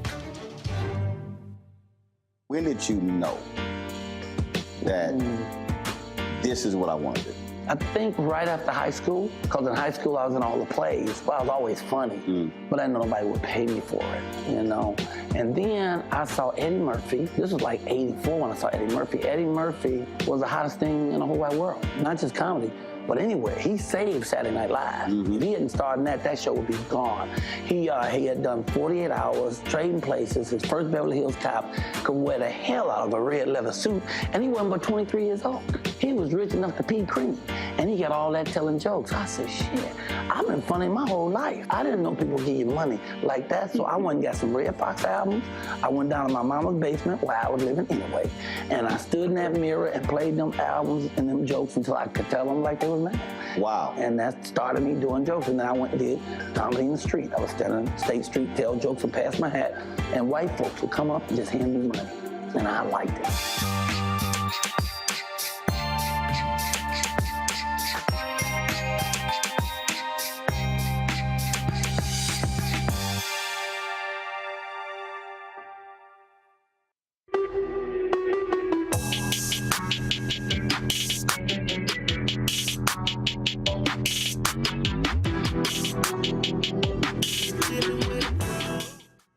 Hey fam, Patrol Grooming is a men's grooming company that delivers on this promise every day to men everywhere. Everything we do, every product we make is designed to help you to present your best self. It's a promise they've kept since 1991 when they first introduced the Bump Patrol brand, the #1 men's product for smooth, bump-free shave and silky skin. Millions of customers count on their exceptional skincare products, which can be found at more than 30,000 retail stores in more than 50 countries around the world. Now you can have exceptional beard and skincare products that are as unique as you are.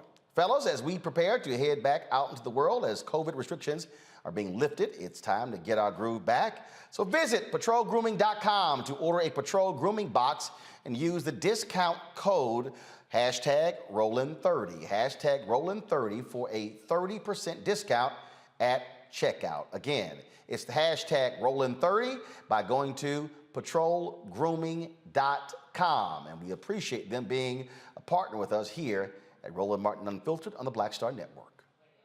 Black Star Network is here.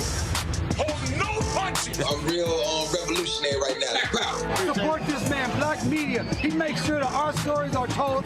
Thank you for being the voice of Black America, Roland. Stay black. I love y'all. All momentum we have now, we have to keep this going. The video looks phenomenal. See, there's a difference between Black Star Network and Black-owned media and something like CNN. You can't be Black-owned media and be scared. It's time to be smart. Bring your eyeballs home. You dig?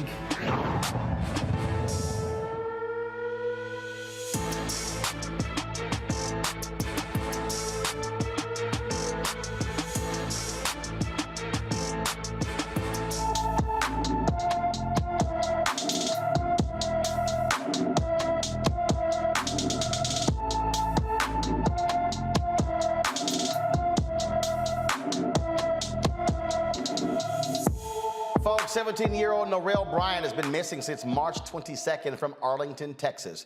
She is 5 feet 4 inches tall, weighs 140 pounds, with brown hair and brown eyes. Norel has a piercing on the left side of her nose. Anyone with information on Norel Bryant should call the Arlington Police Department at 817-274-4444, 817-274-4444. Well, folks, the verdict is in for the Motion Picture Academy. They are banning Will Smith from attending any Academy events, including the Oscars, for 10 years. The Academy decided today that barring the blockbuster actor will be the consequence of him slapping Chris Rock during the Oscar ceremony last month. The Academy's Board of Governors also accepted the Smith's membership resignation. Smith also issued a statement where he said that he will accept the punishment from the Academy as a result of his actions. If I'm looking for that statement, this is so I'm looking for it. Of course, remember he issued an apology on March 28th, but again, he has said that he accepts their decision. Kelly, is 10 years too damn long, or is it justified? I don't even know how to answer that properly. Easy. Say yes or no. I mean, I don't have an opinion on whether it is, justified or not. Should he be banned? Sure. I mean, if that is the repercussion for slapping another celebrity on stage during Hollywood's biggest night, absolutely. But I also am conflicted with the fact that it seems a tad hypocritical given the history of racism with the Academy. So maybe because he made a huge spectacle and because the media dragged it on and on and on, maybe that's why they felt like they had to give him 10 years. But I can't help but go back to the fact that when Hattie McDaniel was nominated for an Oscar as the first Black woman to ever get an Oscar, she had to come through the back just to accept the award. It was just like a lot of hypocrisy there, as if this is like the first scandal that the Oscars have ever encountered, and that this is the only celebrity that has ever done something so egregious. I mean, in the grand scheme of things, this was not the most egregious thing that has happened at the Oscar Awards. So should he have slapped Chris Rock? No. Does he need to be punished? Yes. Whether 10 years is, justified, I mean, it depends on how you look at it. This is the statement here. I accept and respect the Academy's decision. Matt, do you believe this is fair and just? No, I don't think it's fair and just. I think it's way overboard, and I think it's for the Academy to look like they're actually doing something. We're talking about one of the biggest celebrities in the entire world. He wouldn't get 10 years for this slap if he were actually criminally prosecuted. Obviously, it'd be different in incarceration, but the point is they want to look like they're doing something. It doesn't actually matter. I think it's overkill, and I don't think it has any measurable effect on Will Smith or his career. Michael. Well, Roland, number one, I thought it was going to be something excessive when I saw the article from CNN on Wednesday saying that the Academy, the Board of Governors, were moving their meeting up from April 18th to April 8th. So I said, I think they're about to lower the boom on them. I think this is something excessive. I reached out to somebody I think knows more about this than me, my girl Nikki Rich, who interviews celebrities. And she said she thought it was excessive also. She's been to the Oscars, things like that. So I think they were trying to send a message as well that something like this would not be tolerated. But I think 10 years is excessive. I think so as well. I think 5 years certainly is more than enough, but I think 10 years is indeed excessive as well. Let's talk about another story. 2 black coaches have joined Brian Flores in his lawsuit alleging racist hiring practices by the NFL towards coaches and general managers who are African American. Steve Wilkes and Ray Horton say they have faced the same discrimination as Brian Flores. Wilkes alleges the Arizona Cardinals discriminated against him in 2018 by only allowing him to be able to serve as 1 year as head coach, saying he was a bridge between the next. He said they also then fired him after 1 year and then hired their current coach, who was a college head coach, Cliff Kingsbury, who sucked, who had a losing record at Texas Tech. Horton claims he was subjected to discriminatory treatment when he interviewed for the Tennessee Titans head coaching position in January of 2016. The amended lawsuit from Flores also criticized the NFL for its response to the lawsuit he brought against it and its team several weeks ago. In that particular amended statement, one of the things that he said is that the NFL, they've set up this advisory committee that includes 2 lawyers who have fought people on the issue of racial discrimination. He said they don't have anyone who's actually fought against it. These were attorneys who've defended companies who've been accused of this. Also, what is quite interesting in their amended complaint, they say, without a doubt, that one of the coaches, Horton, and they use the actual words of another coach against the NFL. So y'all, check this out. You're gonna trip out. So Mike Mularkey was hired as the head coach of the Tennessee Titans, okay? So he was hired as the head coach. Well, Mike Mularkey gave an interview on a podcast several years later where he literally stated, guess what? The other coach had no shot at getting the job. Check this out.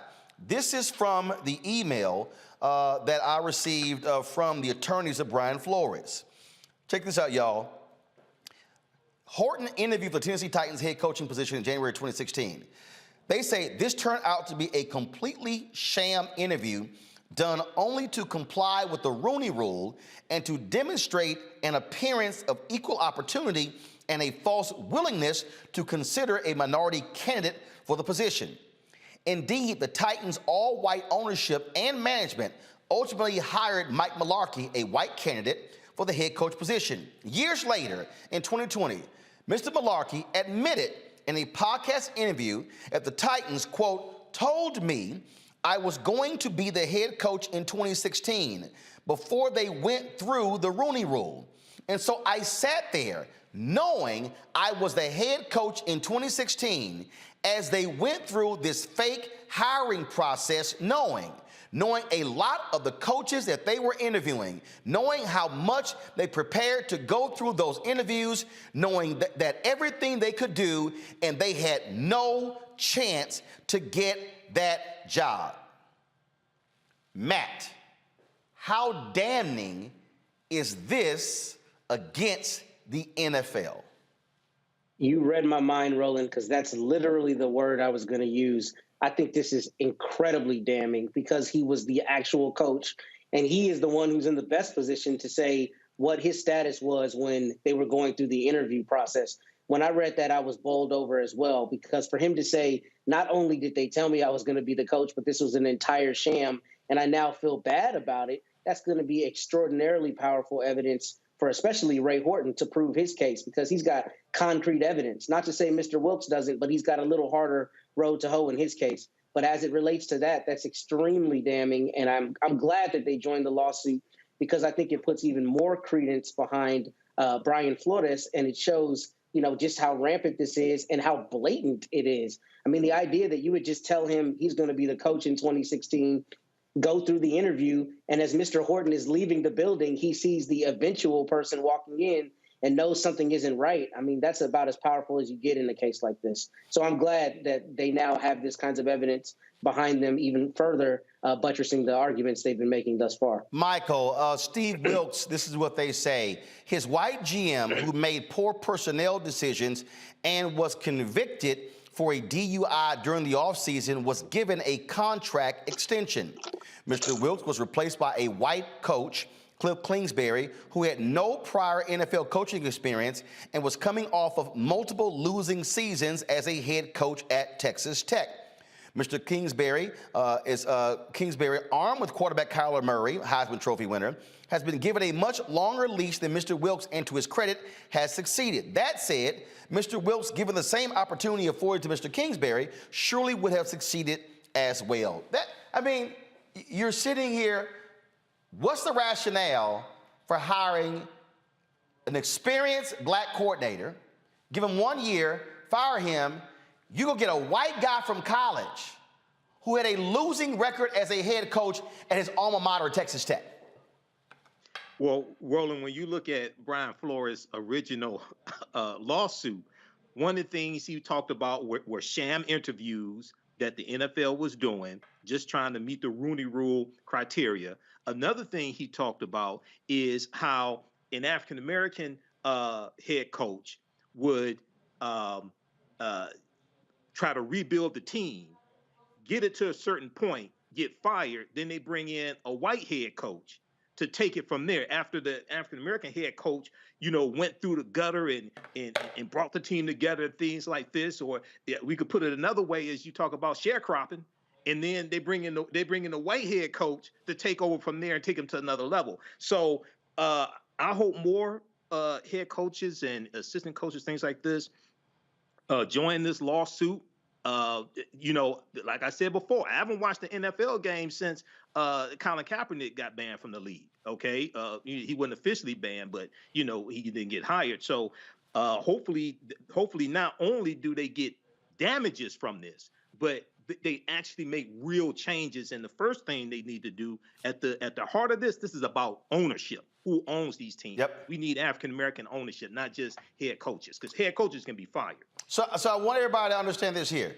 The pro coaching record of Cliff Kingsbury is 24-24-1. Because he's been head coach. No. Let me go to when he was at Texas Tech. Pull it up, y'all. In 6 seasons, Cliff Kingsbury had 2 winning seasons.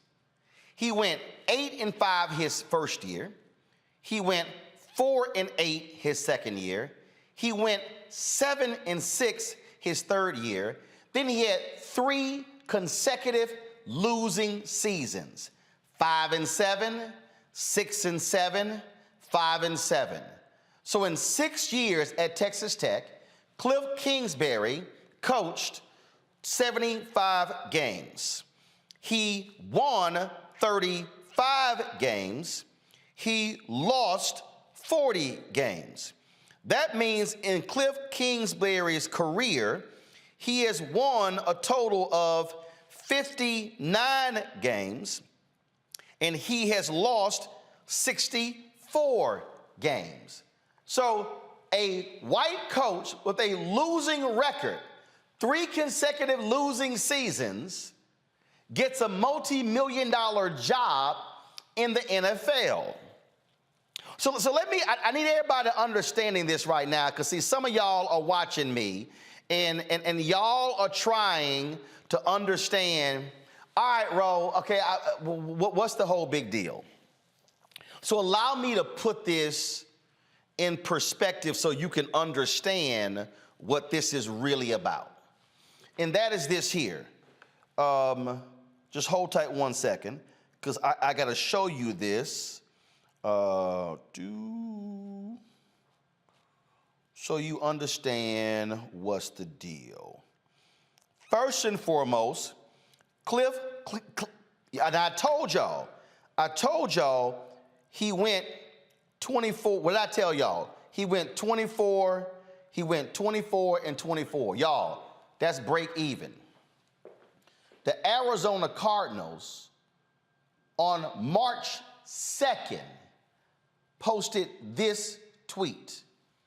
We have reached agreements on contract extensions with GM Steve Keim and head coach Cliff Kingsbury. They now are under contract through 2027. So, a head coach who's break even, 24-24, y'all, gets a contract extension. Okay. Now, some of y'all are looking at me going, all right, Roland, that's fine. But what's really the big deal? I'm glad you asked. What you're about to see is what this is all about and why black folks should be in support of Brian Flores. Cliff Kingsbury, y'all, signed a contract with the Arizona Cardinals for $5.5 million a year. Listen to what I just said. $5.5 million a year. That means that if over a 4-year period, Cliff Kingsbury will make $22 million. Okay. If you are a coordinator, you might make $1 million, maybe $2 million. If you are a position coach, wide receivers, running back, offensive line, tight end, you're talking about $500,000, $700,000, $800,000. So let's say you are a position coach in the NFL. You make $800,000 a year, 5 years, you made $4 million in 5 years. Cliff Kingsbury, loser in college, he makes $22 million in 5 years. Let me just use an example, Kevin Sumlin. Kevin Sumlin was the head coach at Texas A&M University. Salary was increased to about $5 million a year. He gets fired. He walks away with $25 million. He signs with Arizona, University of Arizona. He gets fired after 3 seasons. He walks away with $15 million. So in 2 settlements, Kevin Sumlin made $40 million with 2 settlements. What that means is that the children's children of Kevin Sumlin are now rich. Listen to what I just told y'all. The children's children of Kevin Sumlin are now rich. Over here, black position coach makes $4 million over 5 years. White head coach makes $22 million over 5 years. Do y'all now understanding this fight with Brian Flores is waging is not an equality fight. It's not a fight over what's fair in terms of we are just as qualified. Y'all, this is a battle over money. This is a battle over generational wealth. And when you're able to make $5.5 million a year, you now are able to invest in stocks, in bonds, in businesses. So therefore, the money you make now has even a higher multiple. So when they are freezing black coaches out of head coaching positions, they are directly impacting the ability of black coaches to create wealth, which means they are impacting the black children of coaches. They're impacting the black grandchildren of coaches. So now all of a sudden, if my dad was a head football coach making $22 million, my dad has 5 children. His 5 children have 13 children. So do you now understand what the battle this is all about? This is about money. So when we're frozen out of positions, we are frozen out of the ability to be able to build and create wealth. And then what that does is that prevents us us from being able to fund civil rights groups, fund HBCUs, fund our fraternities and sororities, fund other things. So when you freeze black people out of positions, you literally are freezing black people out of being to take their wealth and now be able to do more things with their wealth. And so now we are stuck in this position. And so some of y'all are sitting here saying, hey man, I don't understand what the big deal is. I don't understand what's going on. What I need you to understand is that what we are walking through is what we keep fighting over and over and over again. When they freeze us out of the economic opportunity, then what they're doing is ensuring that we will never be able to get out of the position of begging for a check, waiting for a check, and guess what? Weak, losing white coaches will continue to benefit from mediocrity, and black coaches will never be able to show how successful they are. And success means this.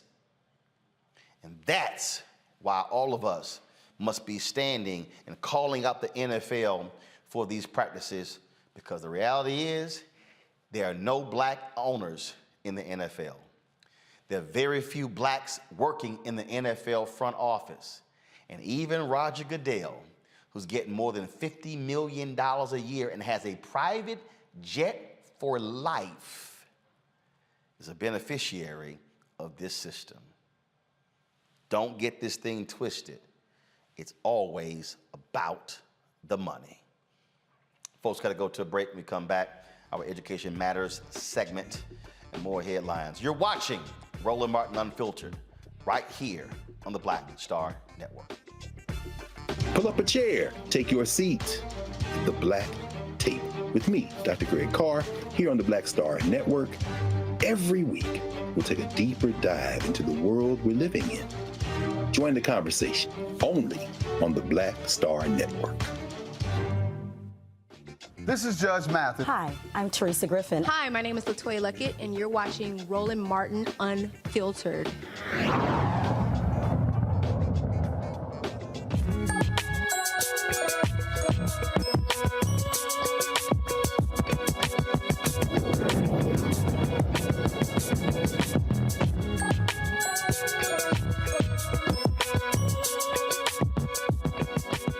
So y'all hear me always talking about the money. A lot of people get uncomfortable. Black people even get real uncomfortable when I talk about the money. And the reason they get uncomfortable is because we are not used to talking about the money. They don't mind us talking about, oh, let's fight for public education, which I absolutely support. But what you never hear is, who are the folks making money from public education? Who has the textbook contracts? Who has the food services contracts? Who has the pouring rights? Who has all of those different, the technology contracts? And so when I travel around this country and I'm talking about charter schools and I'll get black folks, Roland, how dare you? I can't believe you support charter schools. What's wrong with you? That's not right. It's not fair. Until I begin to break folks down about the money. So then when I tell them, if you want more, do you want more black history in school? They go, well, yes. I said, well, you do know when you control the charter school, you control the curriculum. They go, what? Then I tell them, well, they say, well, I said, do you want more STEAM, science, technology, engineering, math, arts in the school? Absolutely. You want band? You want the choir? Absolutely.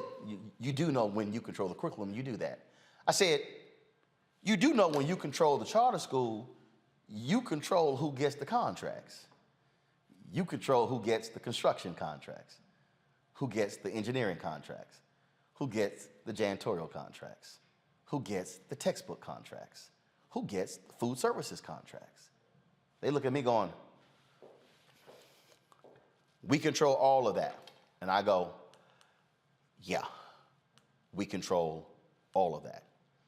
Now, I understand the game that folks play when it comes to charter school. People say, well, some of these charters ain't good. You're absolutely right. And as a co-founder of School Choice is the Black Choice, a sponsor of this segment, I say get rid of that what does not work. But that also includes horrible public traditional schools that impact our children. I only believe in success. Public traditional schools, magnet schools, homeschool, online, public charter schools, we can go down the line. If our children are learning, then I am supportive of it. That is my position on charter schools. I want black people controlling, not running, because you can run a charter school, but we don't control it.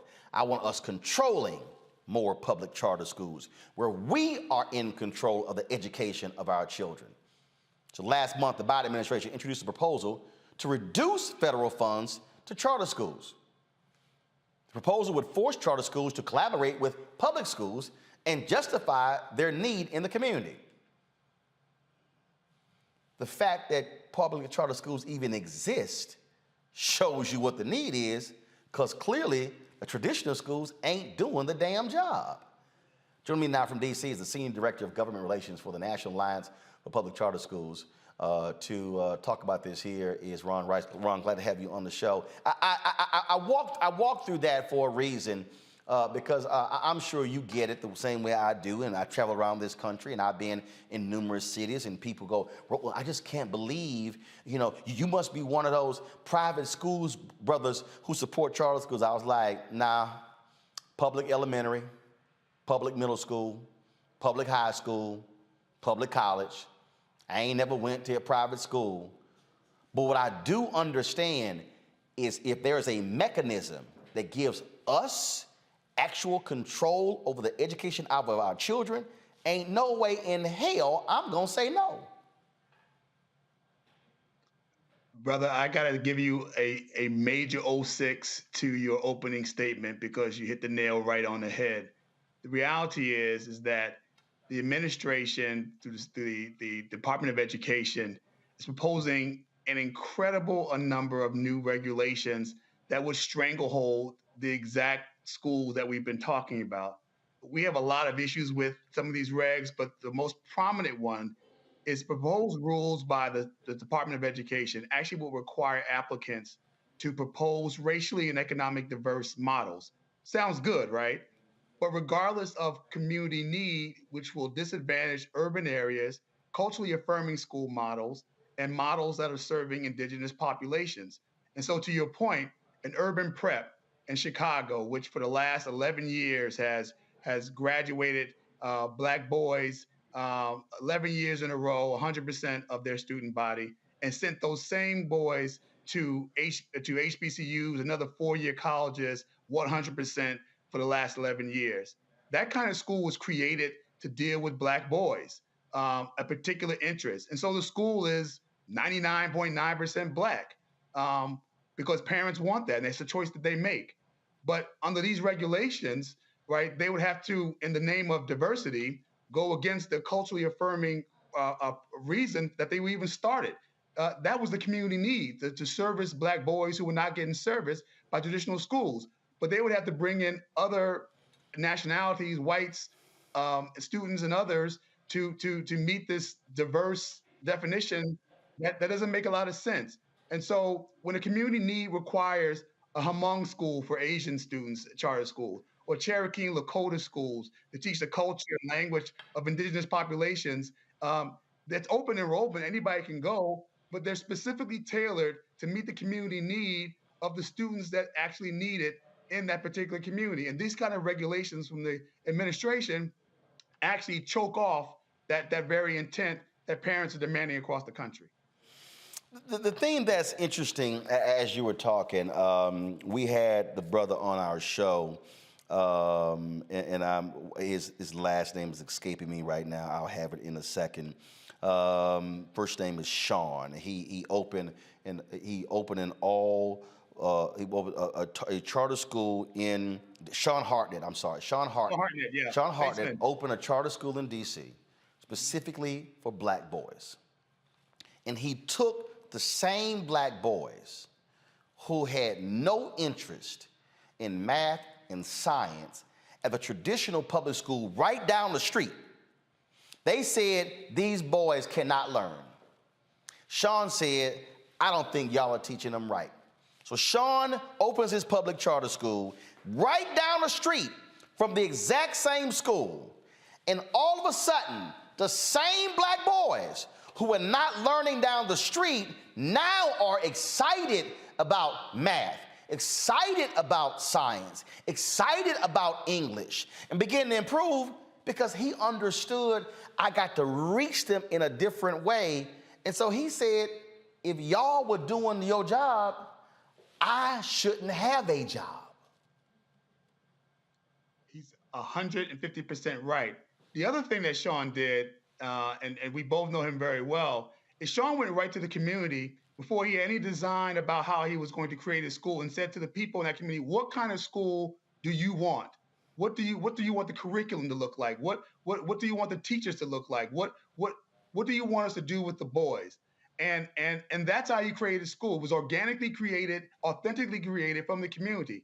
But under these proposed regulations from the Secretary of Education, they would create a new definition of what community impact is that would actually be over what DC's community impact statements would be. And it would mandate, as you mentioned earlier, the district MOU and sign off on that new school. So if Sean had to deal with what this proposed regs are going to mandate, he'd have to go to that underperforming school down the street and get their permission to start his school and their sign off. And you know, Roland, as well as I do, that when you have a traditional district school that sees a potential of a high quality, high performing charter school coming onto its turf and potentially taking away its student bodies, they say no to those kind of schools. They reject that. They don't want a collaboration. They want an annihilation. And that's what our schools are looking at. And so Sean Hartnett, who may want to grow his school into a network, and I hope he does one day, would be running roughshod over the very rules that this administration is trying to put on him that would make sure that his schools would never be able to replicate or expand, no matter how high quality or high performing those results are of those kids. And that is tacitly wrong, and it definitely sends the wrong message to our students coming out of COVID with all the learning losses and other obstacles we're going to have to deal with after this 2-year pandemic. Panel, time for your questions. I'll start with you, Matt Manning. So, Ron, what I am confused about is what is behind this and who is behind this? Who's behind the push? I know it's the Department of Education promulgating these proposed regulations, but this seems pretty obviously counterintuitive to the success that a lot of charter schools have seen in particular communities. So what's going on behind this and who's behind, strangleholding those communities and charters this way?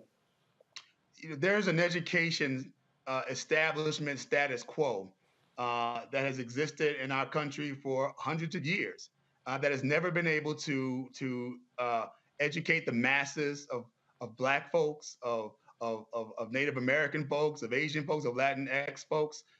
And those relationships go deep, they go wide, and they are millions and millions and hundreds of millions of dollars.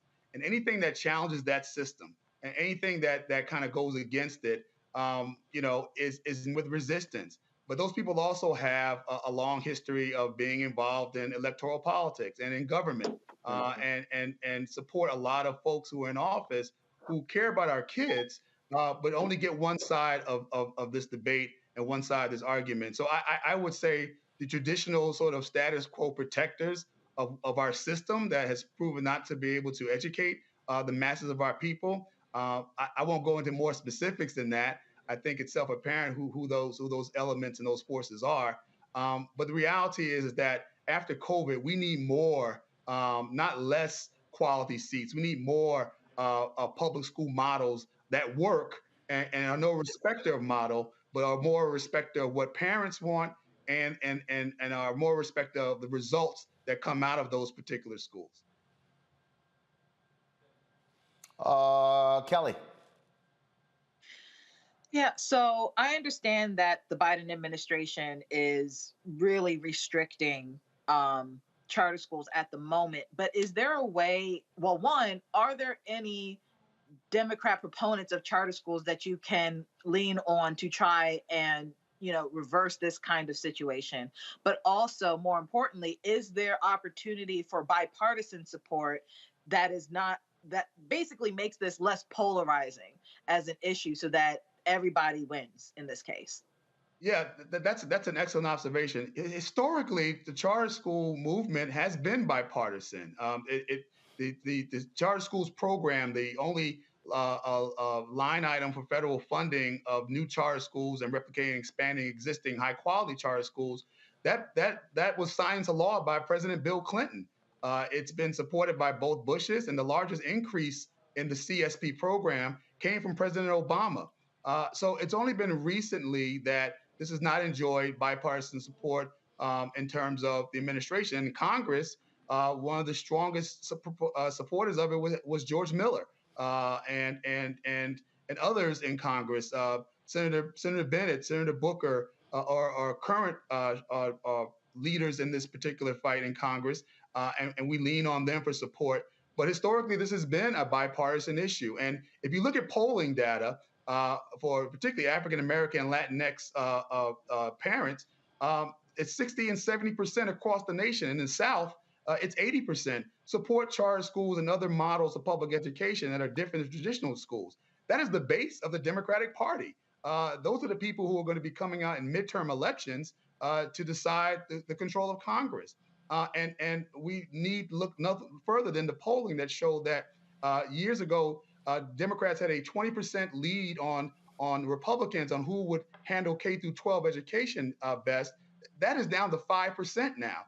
And I think it's because our party, which has embraced and supported charter schools through a number of generations, is now seemingly running away from that idea.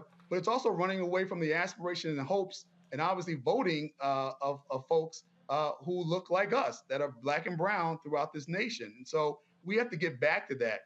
We have a research report that showed that during the pandemic, the only model of public education that actually grew in enrollment during the height of the pandemic were charter schools, which saw a 7% increase in enrollment in the first year of the pandemic. That's 240,000 new students across America that decided to pick and use and choose a charter school to educate their children during probably the worst pandemic we've seen in our lifetime. Michael. Hello, Ron Rice. Thanks for coming on and sharing this information with us. So it looks like the real crackdown is on for-profit charter schools with the proposed changes coming from the Secretary of Education. So I was trying to find out, do you think part of the change in the policy is coming from teacher unions and teacher unions advocating against charter schools? Just trying to find out. I'm not against teacher unions. My mother was a member of them. And then also the NAACP, National Urban League, other national African-American organizations. How are they weighing in on this, or are they silent on this?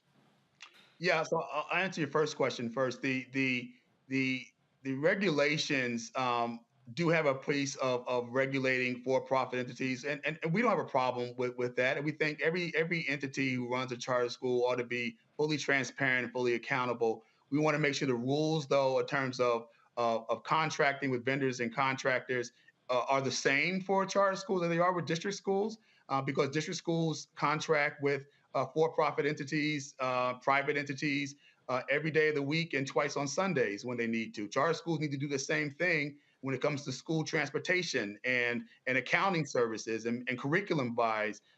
So we should be allowed to contract in the same way. And the rules of federal oversight need to be the same for that kind of contracting as they are for district contracting. But to your second point, but I was also going to say these regs go beyond just regulating for-profits, right? They are actually allowing district schools to mandate what type of charter school, or if a charter school can come into that district. They're requiring MOUs potentially between the district school and the charter school to come in. As I mentioned, they're pushing a diversity attachment that they're not doing with traditional district schools, but that would curb and harm culturally affirming schools. But in terms of the organization that you mentioned, not a lot of them have weighed in on this. The NAACP has not since a number of years ago when they came out with their request for a moratorium. But I would share with you that organizations like the National Urban League, its affiliates, actually run charter schools. The UNCF, as you might have read, just entered into an agreement working with the Bloomberg Foundation, if you will, to get a grant to fund HBCUs starting charter schools. So Black institutions are not decreasing the number of charter schools that they're starting; they're increasing them. There are a number of incredible charter schools led by members of the Divine Nine. I mentioned Urban Prep, who's run by an alpha man, and there are other initiatives and other fraternities that are doing so at the local level. And so, as more and more institutions within our community are embracing charter schools as another model, a way of educating our kids, where the district schools have not, our elected officials, our government officials need to be following suit and not be dragged along, but should be leading the call alongside them to talk about we need a new deal when it comes to education. And maybe, just maybe, this model of high quality, high performing charter schools in the right hands of people of color who know how to educate our kids, but don't want the restraints and the constraints that they have had on them and leading traditional district schools. Maybe this is a model that we can look at. We certainly look at it as self-determination amongst our people to pick the kind of schools that we want to have in our communities and to demand the ability to run them and own them and control them in the way that our history has taught us to do. And it's in our DNA as a people in America to create the very institutions that will address our pain and our suffering when existing institutions have not. Ron Rice, certainly keep us abreast of what happens next on this policy front. Will do. Thank you for the time. Thank you very much. Folks, some sad news. In memoriam, Pro Football Hall of Fame offensive tackle Rayfield Wright has passed away. Wright's family confirmed his death Thursday. The family said the Hall of Famer was hospitalized for several days following a severe seizure. Wright was diagnosed with early-stage dementia in 2012, but had been suffering from seizures since his retirement with the Dallas Cowboys in the early 1980s. Known as the Big Cat, he played in 5 Super Bowls during his 13 NFL seasons with the Dallas Cowboys. Rayfield Wright, 76 years old. All right, folks, that is it for us. Let me thank Matt, Michael, and Kelly for being on our panel today. We certainly appreciate you joining us. We also want to thank all of you who have been watching our coverage of Judge Ketanji Brown Jackson. Certainly hope you enjoyed all the things that we've done, providing you the Black voices in order for you to understand what we're doing. We're gonna close it out here. Kill the music, please. We'll close it out, of course, with, so y'all see me rocking the Shibori Pocket Square here, and so a lot of people have been hitting me up and about our Shibori Pocket Squares. We have these for sale on our website. Our members, our Roland Martin Unfiltered Bring the Funk fan club members get a discount as a result. So you can actually go to RolandSMartin.com/pocket squares to get these. What I love about these pocket squares, essentially, you get bored with these typical silk pocket squares. And so these here give you sort of this flower effect, which I love in your pocket. And then, of course, what you're able to do is you can actually turn this over, and the same pocket square gives you a completely different type of texture. And so I would say this is probably a more conservative look right here than the other look. And so if you like these pocket squares, we got limited amount. Literally, when I saw these years ago in a GQ magazine, I reached out to the company in Japan that made them. They were doing a exclusive deal with a U.S. distributor, and so I was able to secure 900 of these. We probably have about 300 left.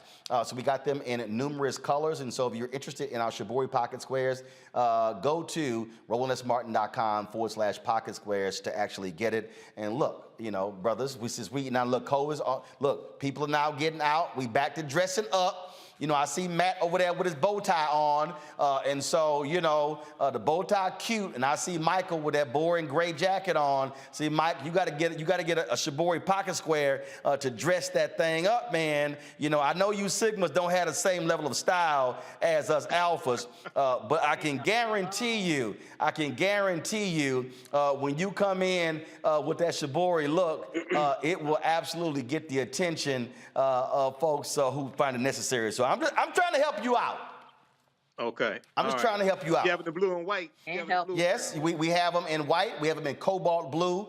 We have them in, Atlanta, how many colors? We got what, about 35 colors? We got them in a whole bunch of different colors. And so, so check it out. All right, y'all, I'm gonna close this out with this here. Now, y'all, my fans send me a whole bunch of stuff.